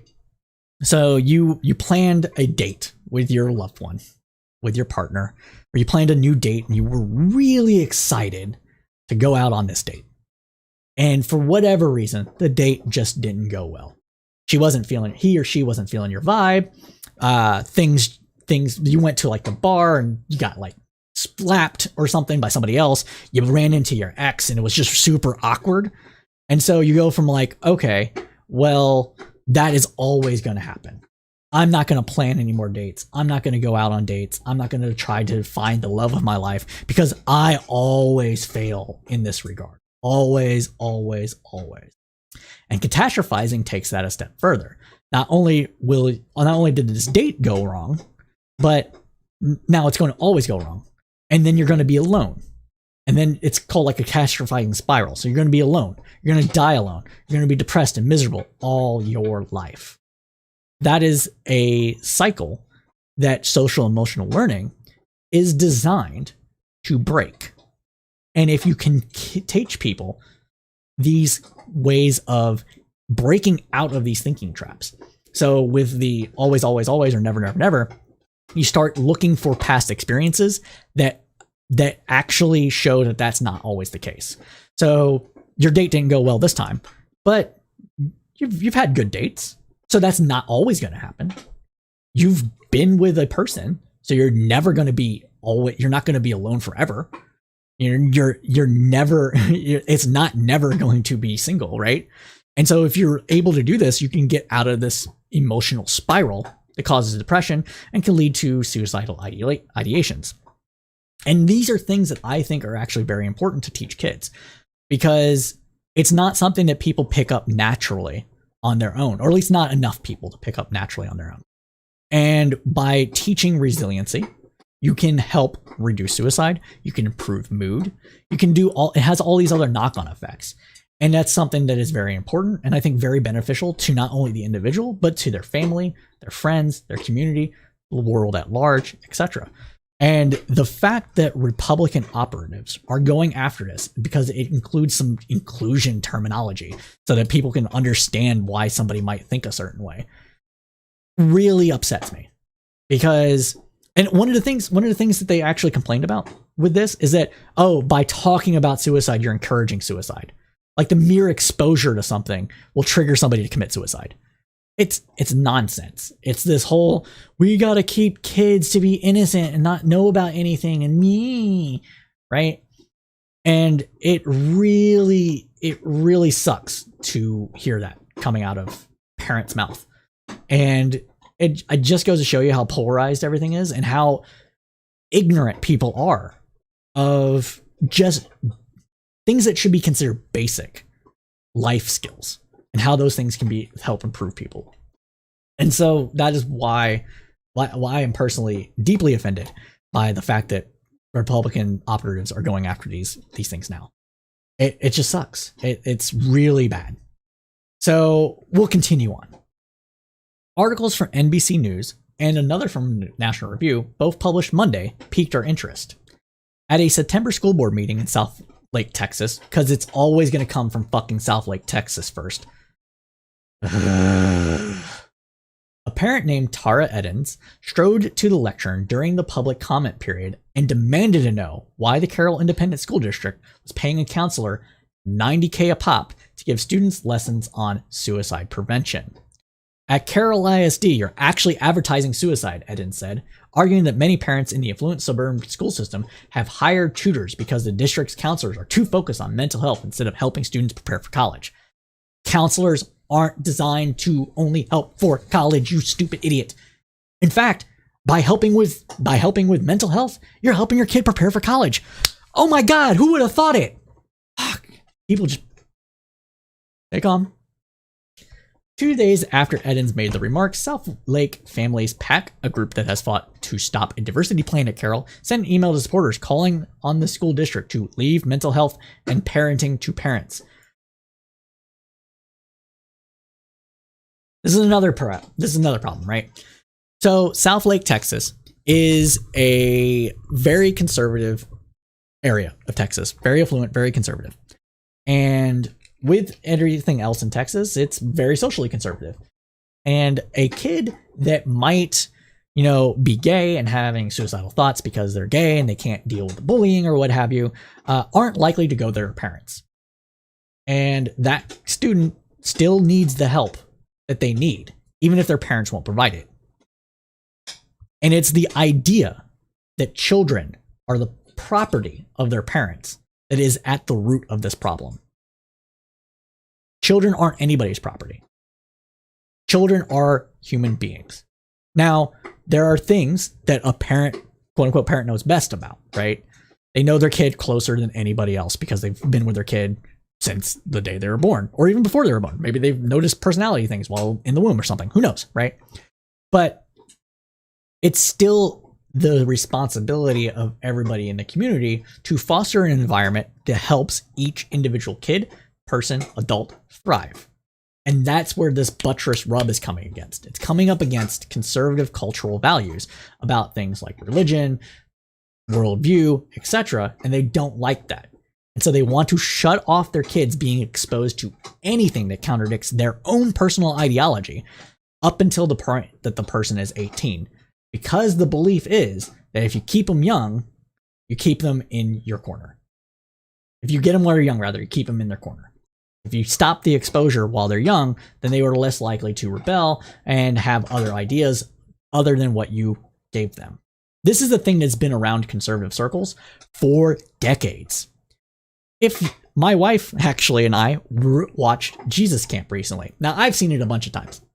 Jesus Camp is a 2006 documentary that followed an evangelical camp, very Pentecostal, very charismatic camp designed for evangelical Christians, children, in order to get a biblical exposure and socialize with other kids experiencing the same thing.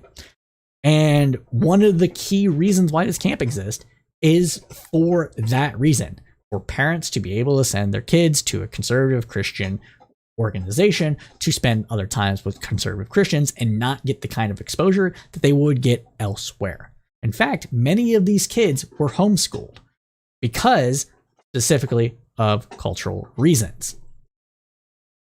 And this is just that, but on a bigger scale. because they either don't want to pay for their own education out of their own pocket stuff. Maybe they can't because they don't have maybe they can't because they don't have the time resources to educate their own children. So they want to impose that, what they wish their child was only exposed to, onto everyone else for political gain. That's what it boils down to. That's why these activists exist. And that's why they're talking about this. Looking over at the comments we got, maybe it isn't me again saying, I agree with you 100%. And one of the things that is not hammered home enough, some call it being cocky. I prefer confidence. We need to be taught and encouraged, not discouraged. Correct. Resiliency is very much a needed thing. Continuing on. Activists have accused school districts of using the program to ask children evasive questions about their feelings, sexuality, and the way race shapes their lives, as part of a ploy to brainwash them with liberal values and to trample parents' rights. Again, your parental rights don't supersede the child's right. Okay? Stop it. Stop. Groups across the country recently started circulating forms to get parents to opt their children out of surveys designed to measure whether students are struggling with the emotions of being bullied, describing the effects as data mining and an invasion of privacy. School leaders across the country denied the initiatives teach children to judge themselves or classmates based on their race. Many districts, including several in Georgia, Missouri, Tennessee, say they launched new social emotional learning programs in response to rising youth suicide rates in recent years and to help children cope with bullying and other emotional issues that can inhibit students' abilities to focus at school. But the argument that social emotional learning and other school-based mental health initiatives are part of a new age nanny state have been gaining traction in conservative media for months, including on Fox News. Columns in the National Review and the Federalist have suggested that social emotional learning has become another vehicle for anti-white racism, and may soon eclipse critical race theory as the most debated phrase in education. It's because they already largely won on CRT. Nobody likes the phrase, not nobody, but a majority of people don't like the phrase CRT. They think it's bad. They think it's Marxist. They think whatever. And they've, over time, given enough ammunition to the whole stop treating black people like victims mentality to also get enough black people against learning about racism like that in schools. So they think they won, and so they need to move on to the next thing to fight that front too, all in an effort to put their own cultural values inside schools to force other students to adhere to their values. Because they think we're trying to force kids to adhere to our values. That's what it boils down to. It's all reactionary, right? So that's what this is. Continuing on. No left turn in education. Connected social emotional learning. Sorry. Today has been bad for me on this. All right. No left turn in education. Connected social emotional learning to the potential sexual grooming of children, calling it a dangerous philosophy that teaches students to put their trust in educators over the instructions of their parents. The groups warned that even if social emotional learning doesn't lead to sexual assault by adults, it could cause children to question their gender identity and will likely lead to some serious mental health struggles. Again, it's bullshit. What they are actually saying here, what's actually being saying here is that gay people are bad. And we don't want our kids to be told that gay people are okay because we don't want our kids to be gay. That's what this boils down to. It's all cultural malaise bullshit. And you need to call it out. We need to attend our school board meetings to stop it. But you have to do it in a correct way. You can't just be like, well, CRT isn't taught. You have to argue against the actual point that they're making. Instead of just focusing on, well, CRT isn't taught. Yeah. Continuing on. In National Review, elementary school students in West Hartford, Connecticut, public schools are being forced to undergo social emotional learning through an equity lens, as district officials reportedly told parents they may not opt out of the curriculum, which aims to teach students a set of quote-unquote social justice standards. Parents from the district contacted the nonprofit Parents Defending Education to share concerns over materials being used to teach elementary school students about group identities, including transgender, content being taught at kindergarten students. The lessons are supposed to teach students in kindergarten through 5th grade about social justice standards, including identity, diversity, justice, and action. The quote-unquote identity standards includes texts that teach children about transgender people and the use of preferred pronouns, including the inclusive singular they. Again, they don't want their kids to be exposed to this because that makes it okay. And if it's okay, then they can't do all this other stuff. Now, should social emotional learning include, I don't know, like cultural issues such as, well, we have to respect people? I don't know. All right. I'm not the person that came up with the curriculum. I don't know if that's something that should be in there or not. I do know that it's not bad that I do know that it's not bad that it is in there. And I understand, because of their cultural issues, why Republicans think that it is bad that it isn't. So we have to fight against this. Effectively, though, again, can't just be like, CRT is going to be taught. Stop that. It's nonsense. All right. One of the groups mentioned regularly in media reports is Parents Defending Education, or PDE. As it turns out, PDE has deep roots in conservative politics. As Professor Mercury Cunningham reported in the Mass Politics Profs in April, Parents Defending Education is corporate school privatizers going hard right to attack school boards, superintendents, principals, and teachers. It's a dirty game, and it's about as grassroots as, say, a Koch political operation. There's a reason for the grassroots angle in Parents Defending Education, prefab grassroots. PDE needs local connections to claim standing in lawsuits to chill the free speech of any educator who questions white supremacy, or anything else. Peter Green minces no words in Parents Defending Education. AstroTruth goes hard right. In order to test grassroots claim, he examined the local organization PDE as it claims its indoctrination map, which we'll pull in here now. So, boom. This is the indoctrination map. Oklahoma, we got groups in Missouri, we got 2 groups in Iowa, 2 in Illinois, 2 in Indiana, 4 or 5 in Ohio, etc.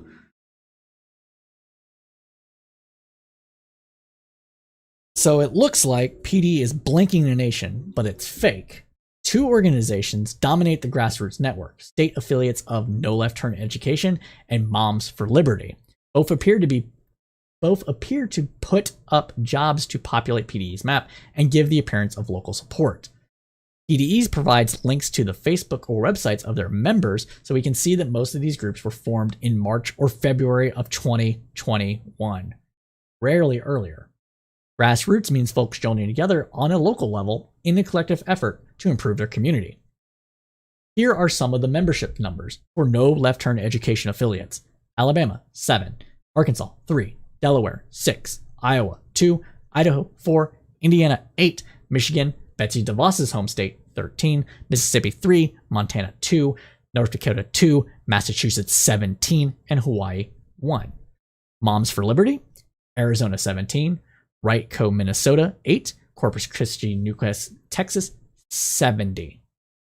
Both groups have a handful of states with dozens of members and even over 100, but almost all those organizations are tied in with the creation of PDE. If you start alphabetically with No Left Turn in Education, Alabama, their Facebook page is bannered with this. Moms for Liberty is bannered with this. Moms for Liberty is a right-wing extremism with a cuddly title. It offers to help followers set up Madison Meetup to discuss the true meaning of the founding, aka the founding of the country. Readings include the Declaration of Independence brochure, Guide by Moms for Liberty, and How to Read the Declaration of Independence and Constitution by Paul Skosin, a right-wing author. His book, The Naked Socialist, compared the work of his late father, W. Kellen Skosno, a supporter of the John Birch Society, once described by National Review as all-around nut job. For those that might not know, so this is important, the John Birch Society was a fascist organization that was established in the 1950s to fight basically New Deal Democrats from ever gaining upper hand ever again. They're virulently anti-communist, anti-socialist, and they were very much wedded to private businesses and the like. They really didn't like taxes. They fought tooth and nail for tax reform and that sort of thing. One of the interesting things, though, is that they were, as reactionary as they are, they supported the war in Vietnam because they're reactionaries, and they worked with groups such as the Hells Angels to protest anti-war protesters. Sounds familiar with Trump and Bikers for Trump, does it not? the corporate ring of the Republican Party, using cultural issues in order to drum up support for the base in a takeover of everything that is holy, and wedding evangelical groups to the cause, all over a cultural melees of bullshit. Now, do these people really care about the cultural issues, or are they using them to stamp out public education, public utilities, public whatever, anything that's publicly provided and funded for? Is that what it is? I don't know. I think that it tends to go hand in hand, and that the business community will do anything they can to make money, but some in the business community are just downright political and will use their business winnings in order to shape America at large. You got your Peter Thiels trying to fund different groups. You have the Koch brothers, obviously. You have all these other Roger Ailes, before he died, in Las Vegas, helping fund Republican Party operations and pro-Jewish lobby, pro-Israeli lobby groups. Don't want to misspeak. Israel and Jews don't go hand in hand, so we have to focus on Israeli politics there and the like. And that's what they think. They think that they won and they should be able to shape the world as they see fit.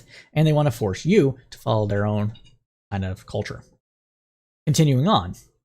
Now, Moms for Liberty's creation story is similar to others in the anti-public education universe. Moms on a mission to stoke the fires of liberty. In a quote, in a year and a half, Moms for Liberty formed 990 tax returns are likely to show that these two patriotic moms hauling down in excess in $150,000 each. Another member is the Foundation of Individual Rights in Education. Here is what the Source Watch has to say. Foundation for Individual Rights in Education has deep ties to Koch brothers. The organization has received millions in funding from Charles G. Koch Foundation and the Claude R. Lambaum Foundation and the Stand Together Trust. The group is also a pet project for the radical right funders Bradley Foundation and a parcel of other anti-democracy billionaires. PDE's president Nicole Neely, according to PDE's own website, says, quote, is the president and founder of Parents Demanding Education. She is also the president of Speech First, a national campus free speech organization, and has worked at the Independent Women's Forum and the Cato Institute. Cato Institute, typically speaking, is a libertarian-leaning think tank. They have some good ideas about some things, but they do attract the more right-wing libertarians to their organization, as seen here. As Speech First president and only listed employee, Nicole Neely has worked for many Koch-affiliated groups. Big surprise. Neely was the president of the Franklin Center for Government and Public Integrity, the Cato's Institute Manager for External Relations, the Coalition's Relations Manager for Freedom Works, Center for Global Economic Growth, and Koch Summer Fellow for both the Center for Financial Privacy and Human Rights and the Competitive Enterprise Institute. Additionally, Neely is associated with other Koch-affiliated groups. Neely served as a board member for Young Voices and Young Americans for Liberty. PDE also just added a senior fellow, Elizabeth Schultz, a former school committee person in Fairfax, Virginia, most well known for carrying water for the Traditional Values Coalition, against a motion to include lessons on gender identity and transgender people in sex education classes. PDE is yet another fake operation acting for right-wing billionaires.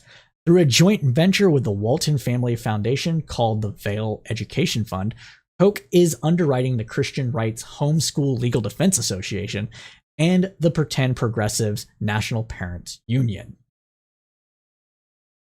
Whew. All right, that was a lot of information to throw at everybody all at once. So let's do a small recap here. Parents demand... PDE, parents, see, I can't even remember. So I can't even remember all the names. So many acronyms. Despite being in the military for 7 years, I'm still bad with acronyms. So let's see. The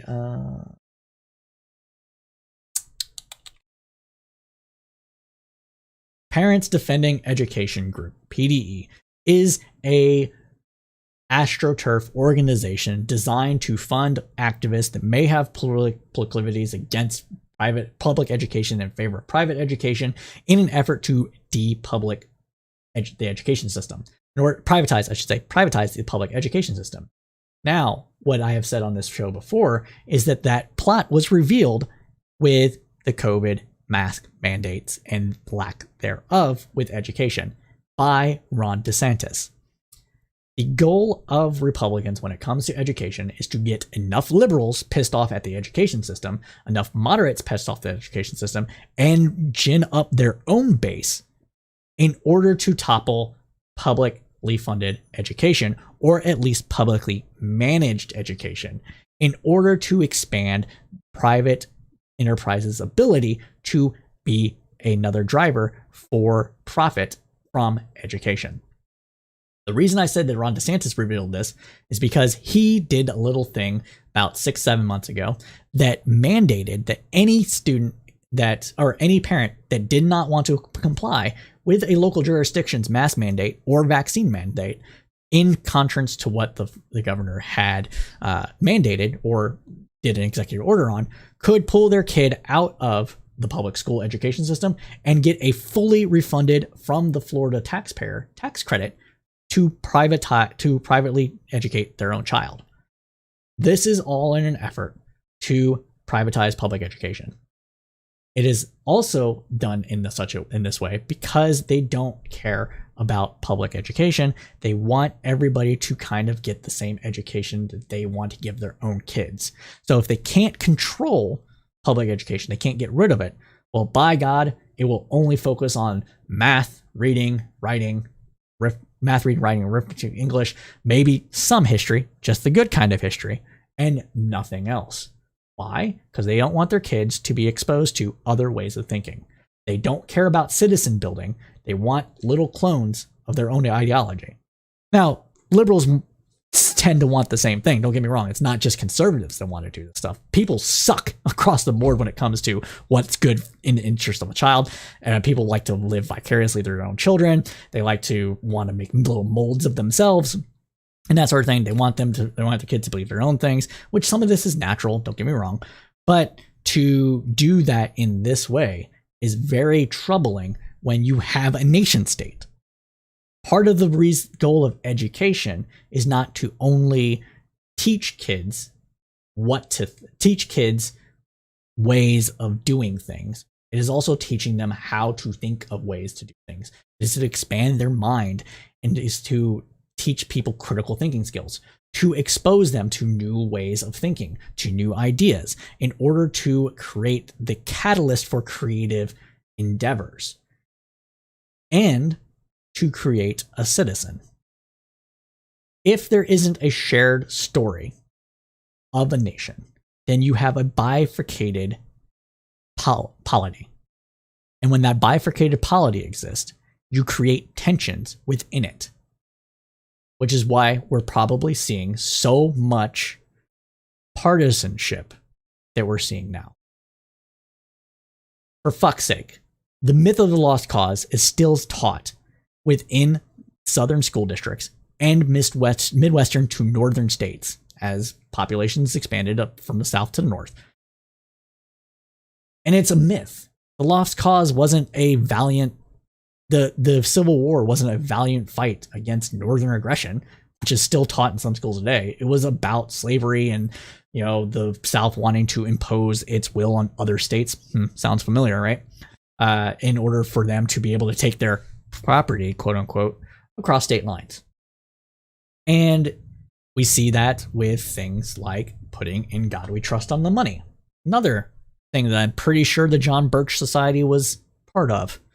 Curious. Adding In God We Trust to the Pledge of Allegiance. Again, another thing that happened in the 1950s. Partly to fight communism, partly for, giving evangelicals a little bit of stuff to latch onto. And if we keep this sort of thing going, if we keep this thing happening, then we can't have a United States of America.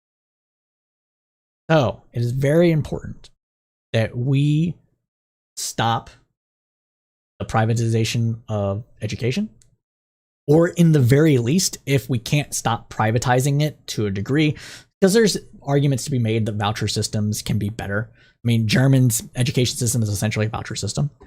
But if we can't stop it fully, then we have to have at least a somewhat national standard of what kids are taught in order to tamp down on partisanship, in order to ensure that kids are learning things that are true, and to make sure that they're ready for the world in the 21st century. That's my piece on that. And that was the main story for this new podcast. Let's move on with some economic news. Got about 10 minutes, so we're going to hit this pretty quick here. There's a lot of media about the state of the U.S. economy, with headlines that say inflation is terrible and much doomsaying. Is the economic forecast really that bad? CNBC News reports, according to CNBC reports on this story. A breakdown of the latest U.S. data indicates that inflation is confined to certain sectors and will not pose a threat to the recovery, according to Carl Wennerberg, chief economist at High Frequency Economics. U.S. CPI inflation comes in at an annual 6.2% in October, its steepest decline in the last 30 years. Energy, shelter, and vehicles costs led the gains, which more than wiped out the wage increases that workers received for the month. The persistent high inflation and continuation of pressures, such as supply chain bottlenecks, have led many economists to question the Fed Reserve's long-held view that the spike will be transitory. However, stronger than expected October retail sales and industrial production figures this week have indicated that the broader economy recovery may well be on track, even as inflation drives prices skyward. Winnipeg told CNBC News Squawk Box Europe on Wednesday that with industrial output and GDP back to pre-pandemic levels, the U.S. economy has essentially recovered. He argued that the labor market lagging is typical for economic recessions, with unemployment following the 2008 global financial crisis taking around a decade to fully recover. That said, November's job report indicated that the labor market has now gathering steam, with non-farm payroll increasing by 531,000 in October and driving the unemployment rate down to 4.6%. A breakdown of the latest U.S. data indicates that inflation is confined to certain sectors and will not pose a threat to recovery, according to Winnipeg. We have a problem related to specific sectors of the economy, not the economy overall.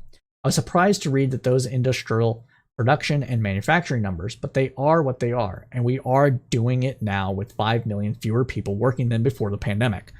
So this tells us that productivity ought to be up by maybe 3% or more compared to then. He suggested that the markets need to keep productivity gains in mind when looking at wage increases, which are tolerable with steady, stable prices as long as they are offset by productivity gains. Citing high-frequency economics aggregation of data across the component sectors within the CPI reading, Winnipeg estimated that around one-third are falling while half are growing at less than 2%, which he argued is not inflation. The rise of selected categories, scattered categories of products within the CPI, are making those averages of the basket price move higher. But that doesn't mean that all prices are moving higher along with all wages. Inflation is a process of spiraling wages and prices. It is not a one-time event, an off-time shock to prices coming from an understandable supply shock. Winnipeg cited Milton Friedman to make the case that the Fed intervention based on these individual pockets of spike inflation would likely do more harm than good. He also highlighted comments from Fed Chair Jerome Powell and Bank of England's Governor Andrew Bailey, both of whom have suggested that tightening policy in response to inflation resulting from the temporary supply shocks would be counterproductive. Let's not be influenced by hysterical people like Larry Summers who are telling us that inflation is taking off. Let's listen to the people who are making policy and what our making policy are telling us. Summers was contacted for comment by CNBC. The former U.S. Treasury Secretary has in recent weeks called on the Fed and the Biden administration to tackle rising inflation and argued that the transitory label has run its course. Despite having long advocated for more expansionary fiscal and monetary policy, Summers, now president emeritus of Harvard University, said in a Washington Post op-ed earlier this week that he had changed his view in the face of evidence. He also challenged the notion that inflation was confined to just a few sectors. In October, prices for commodity goods outside of food and energy rose at more than 12% annual rate, Summers said. Various Federal Reserve System indexes that exclude sectors with extreme price movements are now at record highs.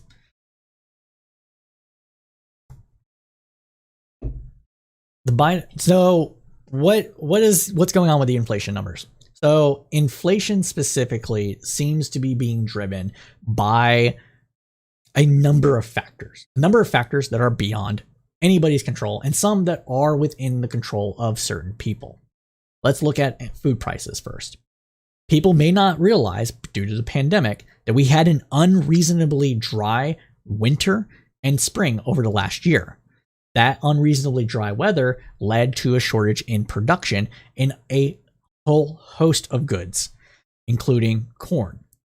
In order to compensate for that drier weather, more fertilizer was being used by farmers, putting up the price of things like natural gas, which can produce fertilizers used in farming.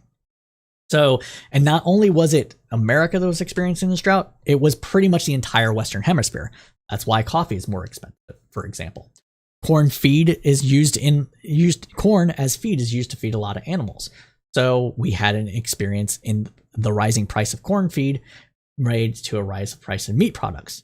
Not to mention the fact that a lot of farmers had to didn't have to, but were encouraged to kill off cattle, chickens, because they couldn't get them to market, rather than feed them and be at a net loss for the year. That is one factor. That is a huge factor in impacting everyone's price book. Another one is energy prices. So energy prices are being dictated by global demand for energy. What are those global demands looking like? Well, what we can see for the global demand is that China is wrapping back up production, as well as everybody else in the world. That is putting price pressure on oil. Well, that price pressure on oil would normally lead to increased production rates in order to suck up some of that money. But OPEC and American producers are both keeping production fairly low. They're not ramping it up as quickly as they might otherwise do it had there not been a pandemic. Now, this could be a factor of them not wanting to overproduce and then be slammed with another pandemic shutdown, or, and this is what I believe, it is them trying to recoup from losses over the last year at selling less oil and natural gas across the world. On top of that, Europe is cutting its own production of natural gas. Why are they cutting their own production of natural gas? Because of climate change. So you have these two big factors raising the prices of pretty much all goods that most people use on a day-to-day basis, including heating, electricity, etc. On top of that, every single durable good in the United States is impacted by computer chips. I got this when I got my new phone.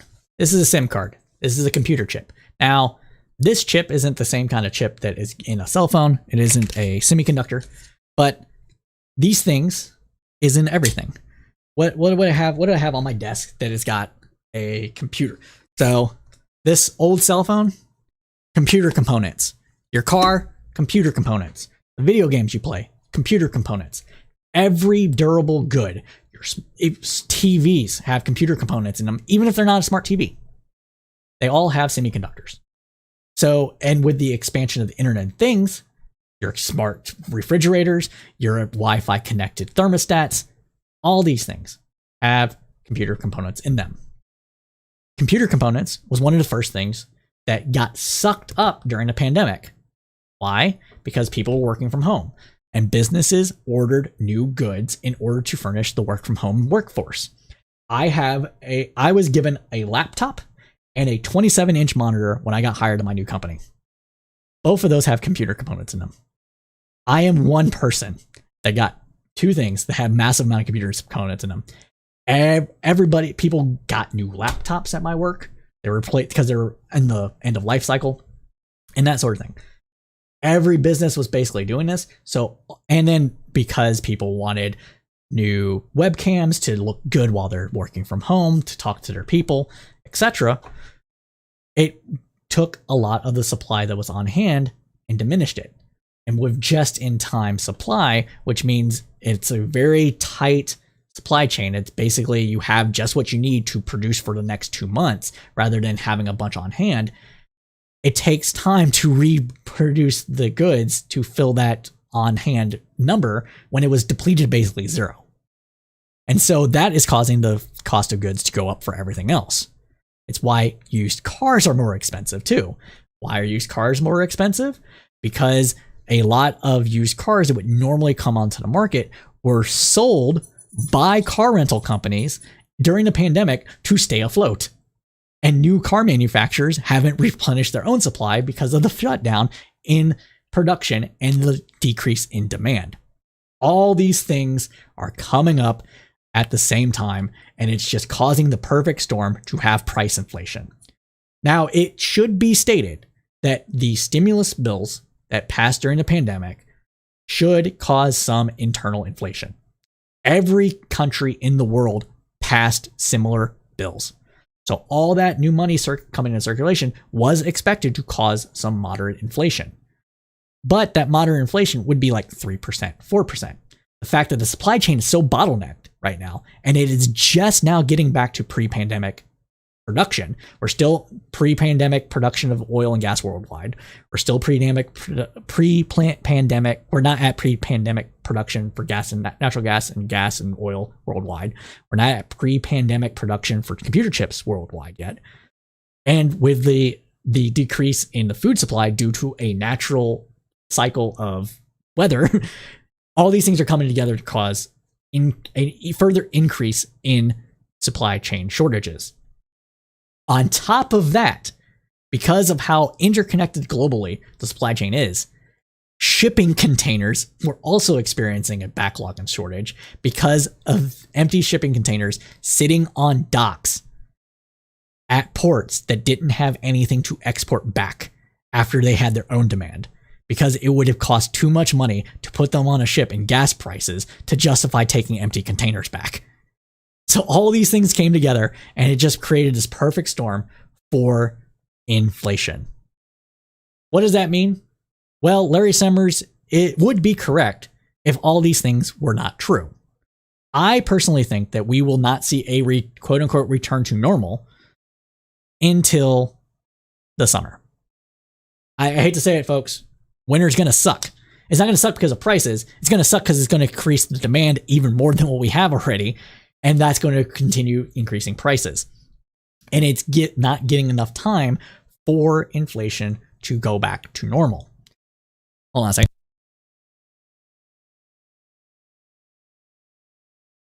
So it will be transitory as long as we do not see continued inflation growth into the summer.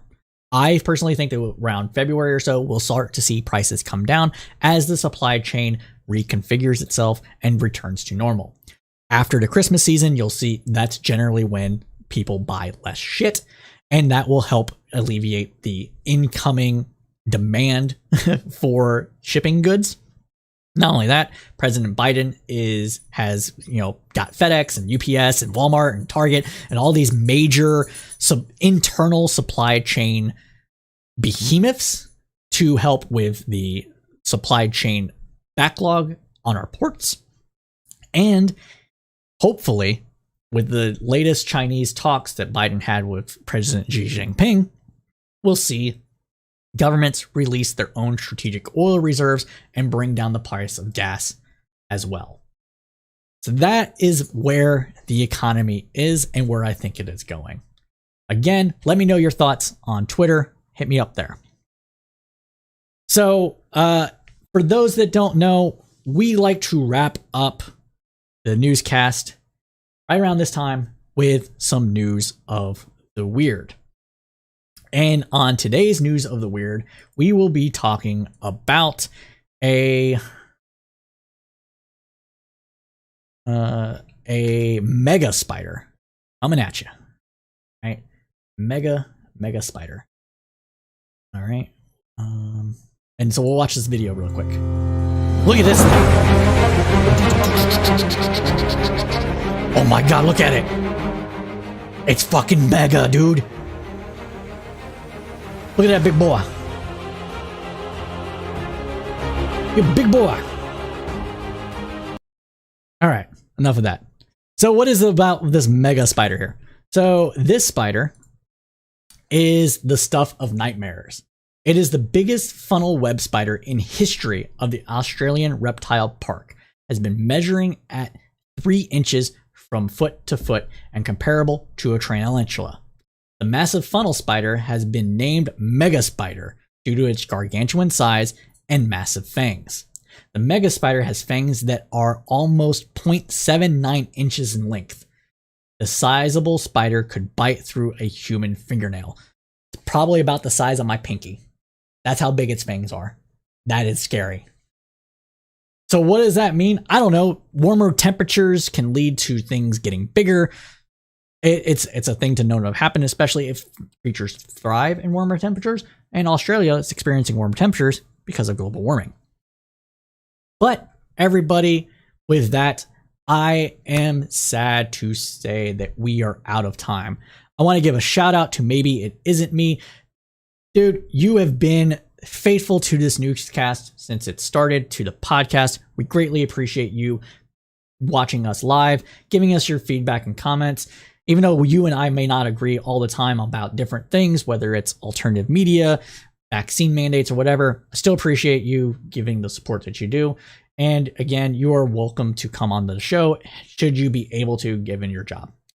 And so yeah, if you want to know more about the show or want to give us ideas for the show or want to come onto the show, get on the Discord. Discord is where we will have things happening, Discord and Twitter. So I'll drop the Discord links for y'all. It should be in the top right-hand corner for both. I gotta copy this over to, I'm gonna get Nightbot, I think, because my CloudBot does not work for YouTube for some reason. But yeah, join the Discord. That's where we'll have some additional contests and things like that. Honestly, here, you guys don't know.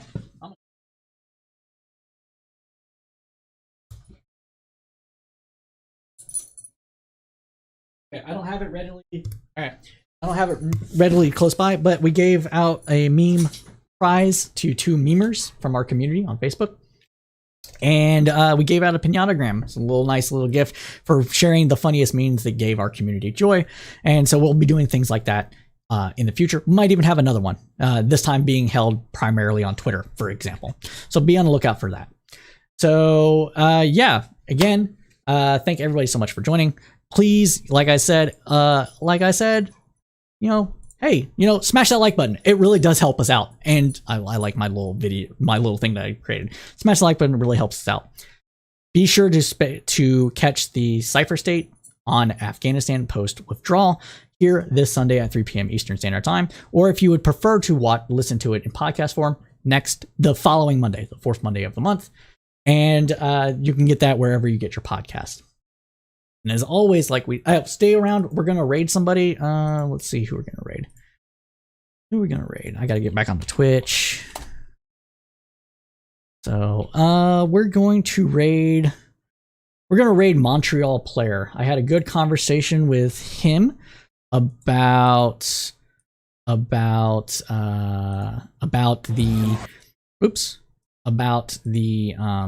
sorry, my mind's getting blank here. About capital gains tax that's happening, unrealized capital gains tax, and we had a very good conversation. I will post that once I find it and download it myself, but I'll post that for everybody on Twitter and Facebook. So we're going to raid Montreal Player. So if you're watching on Twitch, stick around and we'll raid him. And like we said every time, everybody, as we say at Crowdsourced Politics, keep your head up through the political storm.